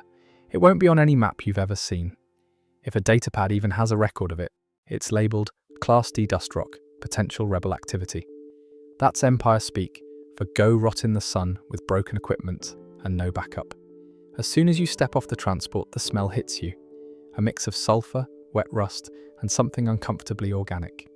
Your boots sink slightly into the dirt. It isn't even proper sand, it's ash. The air stings. And oh look, the outpost is already falling apart. The walls are made from scrap, the comms only work when they feel like it. And the last Stormtrooper squad stationed here? Nobody talks about them. You're told they rotated out, but their bunks are still full of personal junk, and nobody's bothered to clean the stains off the walls. Every morning starts the same. Wake up in a room full of buzzing flies, shovel down a tray of nutrient cubes that taste like recycled plastic. Then walk a perimeter you could draw in your sleep. But sleep doesn't come easy here. Not with those noises. You're not sure what kind of creatures live in the forests beyond the fence. All you know is that blasters don't scare them. Some nights you hear screaming in the distance. Not animal screaming. People. But when you report it, command tells you it's just the wind. This post was supposed to be temporary. Just a few weeks. That was 4 months ago. Supply drops keep getting delayed. No fresh water, just cloudy ration tanks that taste faintly of metal and algae. Your armor's starting to fuse with your skin because you wear it so much. Taking it off feels dangerous. There's no med bay here. If something bites you and it gets infected, the best you'll get is a pat on the back and a reminder that your clone predecessors didn't complain this much. But the worst part? The boredom. You thought this would be combat, real action. Instead, it's just you and a handful of troopers doing maintenance on an outpost so forgotten, even the rebels don't bother to show up. And when they do show up, they hit fast with homemade explosives and slug throwers that rattle your teeth. Then they disappear into the trees. You're never sure if anyone made it back. You just clean up the aftermath, file a report and wait. There's no glory here, no commendations, no Vader speeches or imperial marches playing over loudspeakers, just quiet, the kind of quiet that hums in your ears and makes you wonder if you're still alive or just another ghost out here. The locals don't trust you, the comms officer is half mad, and your squad leader hasn't spoken in 2 days. He just stares into the forest and tightens the grip on his blaster like he's waiting for something he's too afraid to name.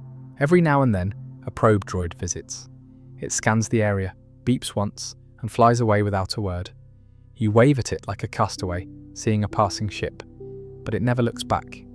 That's how you start to feel after a while, like someone shipwrecked in their own armour, forgotten by the galaxy. Just a stormtrooper with no war, no purpose, and no way home. Because in the Outer Rim, you're not part of the Empire, you're part of its shadow, and the shadow doesn't care what happens to you. You're just another number, sent to hold the line where the stars stop shining. No one's coming to save you, no one's even watching, and you better hope nothing comes crawling out of the woods tonight. You never got told where you were going, just orders to report to a hangar, board a shuttle, keep your mouth shut, and trust the process like always. You figured maybe it was another cold post out on some forgotten moon, or a dusty old star destroyer no one cared about. But the moment you drop out of hyperspace, you know this isn't routine. You look out the viewport and everything's just wrong. The sky isn't black, it's a kind of bottomless void, with clouds that coil and pulse like veins across a dead planet. There's lightning, constant lightning, not natural either. It moves like it's searching for something. They don't tell you the name, but you hear it whispered once or twice by officers who look more like ghosts than people. You step onto the surface and feel it right away.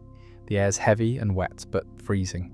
Your boots hit stone, dark and slick, and the sound echoes longer than it should.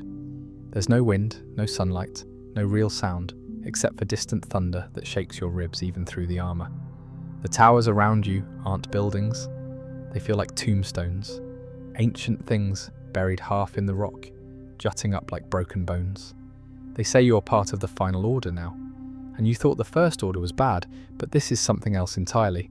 You're assigned to a star destroyer that's literally built into the ground, like it was grown out of the planet's crust.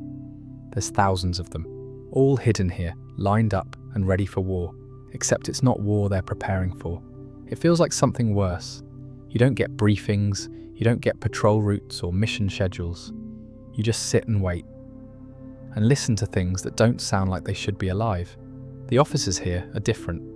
Some of them don't seem human, or at least not completely.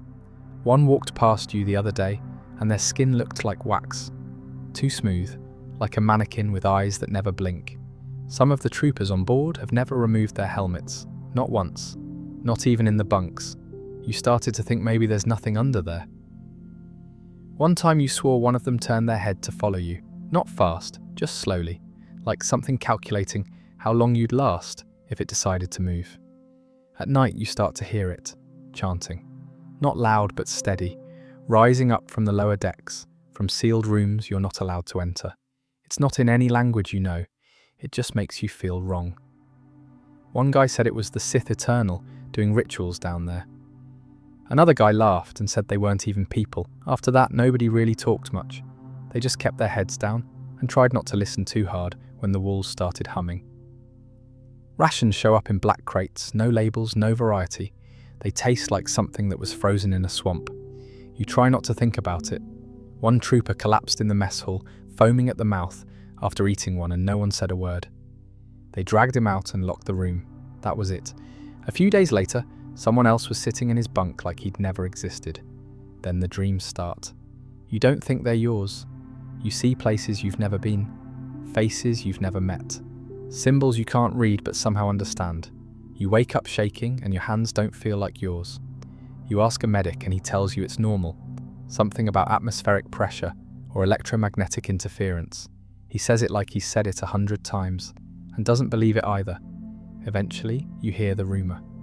The Emperor isn't dead, he's here, somewhere under the surface, hooked into machines, barely alive but still giving commands. You want to laugh but you don't. Something in you already believed it before you even heard it. Then one day his voice comes through the ship's comms, cracked and ancient and full of static, and everyone goes quiet, not out of respect, out of fear. You don't see a face, just flickering red lights and orders that sound more like prophecies. They start calling it the final purge. That's the mission. When the time comes, the whole fleet will rise, weapons armed, targets locked. You ask someone what the targets are, and he says, everyone, like it's a fact, not a threat. And that's when it really sinks in. This isn't a military force. This isn't about control or peace or politics. This is a cult, a suicide cult with warships. And you're in it. You can't leave. There's no shuttle, no comms to call for extraction, no escape pod that isn't already welded shut. One trooper tried to desert once, and the next day he was part of the maintenance crew, except his eyes didn't move and his voice had been replaced by static. You're not even sure he was still breathing. Now all you do is wait. You clean your gear, you run your drills, you try not to think about the chanting getting louder, or the way the lights flicker when you walk past certain doors. You stopped sleeping a week ago, but when the day comes, when the sky splits open and the fleet launches into the stars like a swarm of knives, you'll be there. Helmet on, rifle charged, mind empty, not because you believe, because it's the only thing left to do. You lose track of time quickly on Exegol. There's no day or night, just this never-ending gloom and flashes of blue lightning. The sun doesn't rise, the clocks in the mess hall stopped a long time ago, and nobody ever fixed them. You don't know if it's been a week or a month. Could be both, could be neither. At some point you realise you haven't spoken to anyone in days. The troopers around you march in formation, follow orders, but they don't talk, not like regular people. They acknowledge you with a nod or a mechanical sounding, yes sir, but their voices don't have tone anymore. It's like the sound's been hollowed out. You stop trying to make conversation. Something about the way they stare back at you just kills it, like they're waiting for something, but they don't even know what. You start watching them more closely. Some of them, they never eat. Not once. You line up in the chow hall, grab your nutrient sludge, choke it down, like always. But those troopers? They just stand off to the side. They don't blink, don't move, just stand there until the others finish and then silently walk back to their posts.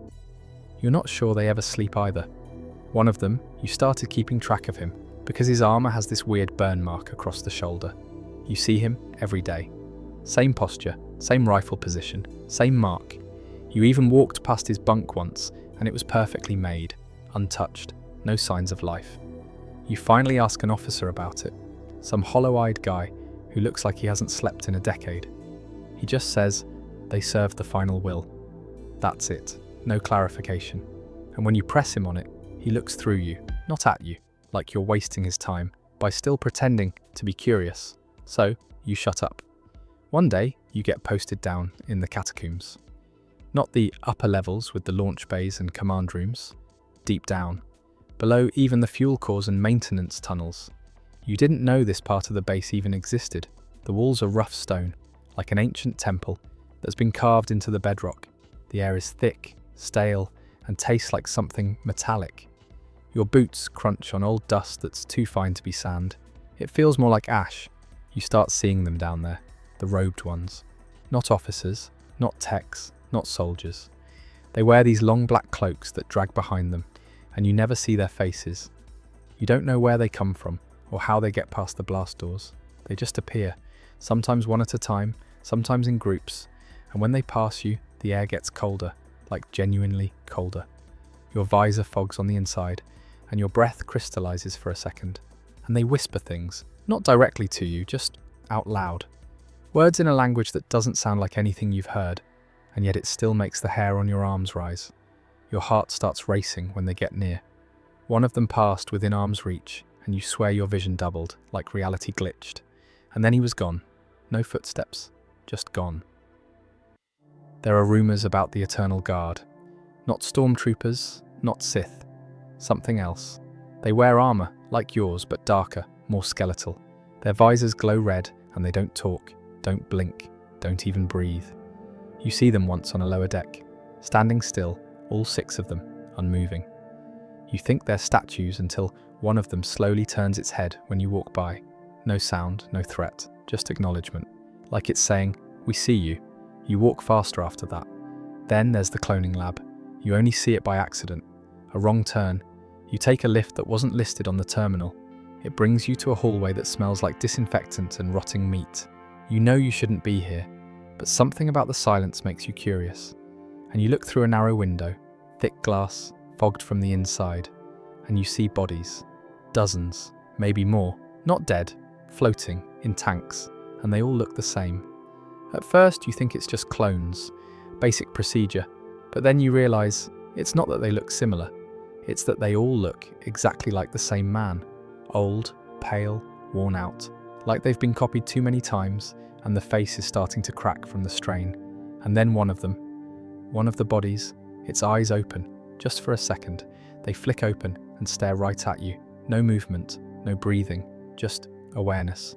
You slam the door shut and don't go back. Nobody believes you when you try to talk about it, or maybe they do and they just don't want to admit it. Either way, you start to feel it in your chest. That creeping pressure, like Exegol, is slowly closing around you. Like you're being smothered from the inside out. You feel it in the walls, in your armor, even in your thoughts. You stop asking questions. You stop making eye contact. You do what you're told. Because whatever this place is, it isn't a base. It's a graveyard that hasn't been filled yet. Being a Stormtrooper wasn't just about combat or marching in formation or taking orders from the top. That's just the shell. The shiny white surface. What they showed in recruitment posters and polished holovids. Discipline, strength, unity. But if you lived inside that armor, day after day, cycle after cycle, if you stood under flickering hallway lights for 12-hour shifts, if you ate cold ration cubes at the same corner table, if you laid awake in the dark bunk room with recycled air in your lungs and static in your head, you'd know. You'd really know what it meant to live inside the Empire's arms. At first it feels like you're being held, like you belong. There's a strange comfort in the schedule, the rules, the sameness. Everything is explained to you. Someone tells you when to wake up, what to wear, where to stand. They train you to move like everyone else, speak like everyone else, shoot like everyone else. You're not drifting anymore. You're part of something big, something that claims to protect peace in the galaxy. And when the alternative is hunger, chaos, or being forgotten on some outer rim dust ball, the structure feels good, but the longer you stay, the more it dawns on you. You're not being held, you're being gripped, and the grip doesn't loosen. It tightens slowly, quietly. You notice things you weren't meant to notice, like how no one really laughs anymore, how nobody asks about your life before the armor, how even the commanders don't look each other in the eyes for too long. And deep down, in the coldest parts of you, you start to get it. You were never meant to be a person. You were a product, a piece in a vast machine. You were trained, shaped, polished, and deployed. Your name, erased. Your memories, suppressed. Your voice, uniform. If you disappeared tomorrow, someone else would get assigned your bunk, your armor, your serial number, and the mission would continue without a pause. You're a replaceable asset, and that's the part no one tells you when you sign up, or get taken as a child, or conscripted, or bred into the system. The Empire doesn't need you, it just uses you until you break. Then it sweeps you aside and loads in the next one. And yet you stay. Because what else is there? The galaxy isn't kind to deserters. Civilians don't trust your face anymore, even when the helmet's off. You might as well be wearing it all the time. The way people look at you, the way they flinch when they see white armor, even when it's cracked and dented and soaked in regret. You think you'll find peace after leaving the service? You won't. You'll find silence. And silence, when you're used to orders and drills, and static and boots on Durasteel, is deafening. Some troopers did try to escape, to build new lives, but it's hard. Most of them were brought in so young that they didn't remember who they were before. You take off the armor and realize there's nothing underneath it, just confusion, just someone who gave up their soul for something they thought would give them purpose. And there's the other side of it, the guilt, for the things you did, for the things you saw, for the villages burned and orders followed and civilians looked away from. You weren't allowed to question it, but the memories don't go away. They build, they whisper, they show up in dreams. You see a child flinch and suddenly remember that one mission on Lothal, or Garrel, or dozens of places that never made the news feeds. And what about your old life, your family if they're still alive? What would they think of you now? Would they even recognize you? Would you recognize yourself? The Empire never loved you. It never knew you. It swallowed you whole, like it did to billions. Your whole existence was about maintenance, of the system, of the narrative, of the illusion. You were the mask it wore, the muscle it used. And when you cracked, when you aged, when your armor didn't fit quite right anymore, it moved on. You see it when the rebellion grows, when your comrades get shot, when the Star Destroyer tilts under attack and the officers flee first.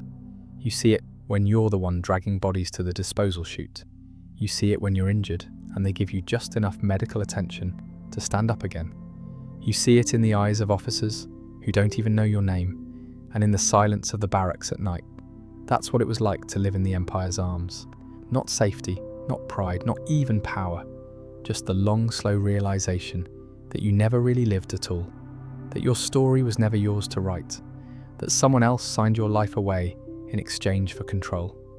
That your legacy is a set of armor, left in a dusty locker on a ship that nobody remembers. And when the end finally comes, whether it's in a firefight, or the collapse of the Empire itself, or just the quiet dark of retirement with nothing to hold on to, you don't feel rage, you don't feel sadness, you just feel empty. Thanks for staying until the end. Wherever you are in the galaxy, I hope you get some rest tonight. Now, sleep well, Trooper.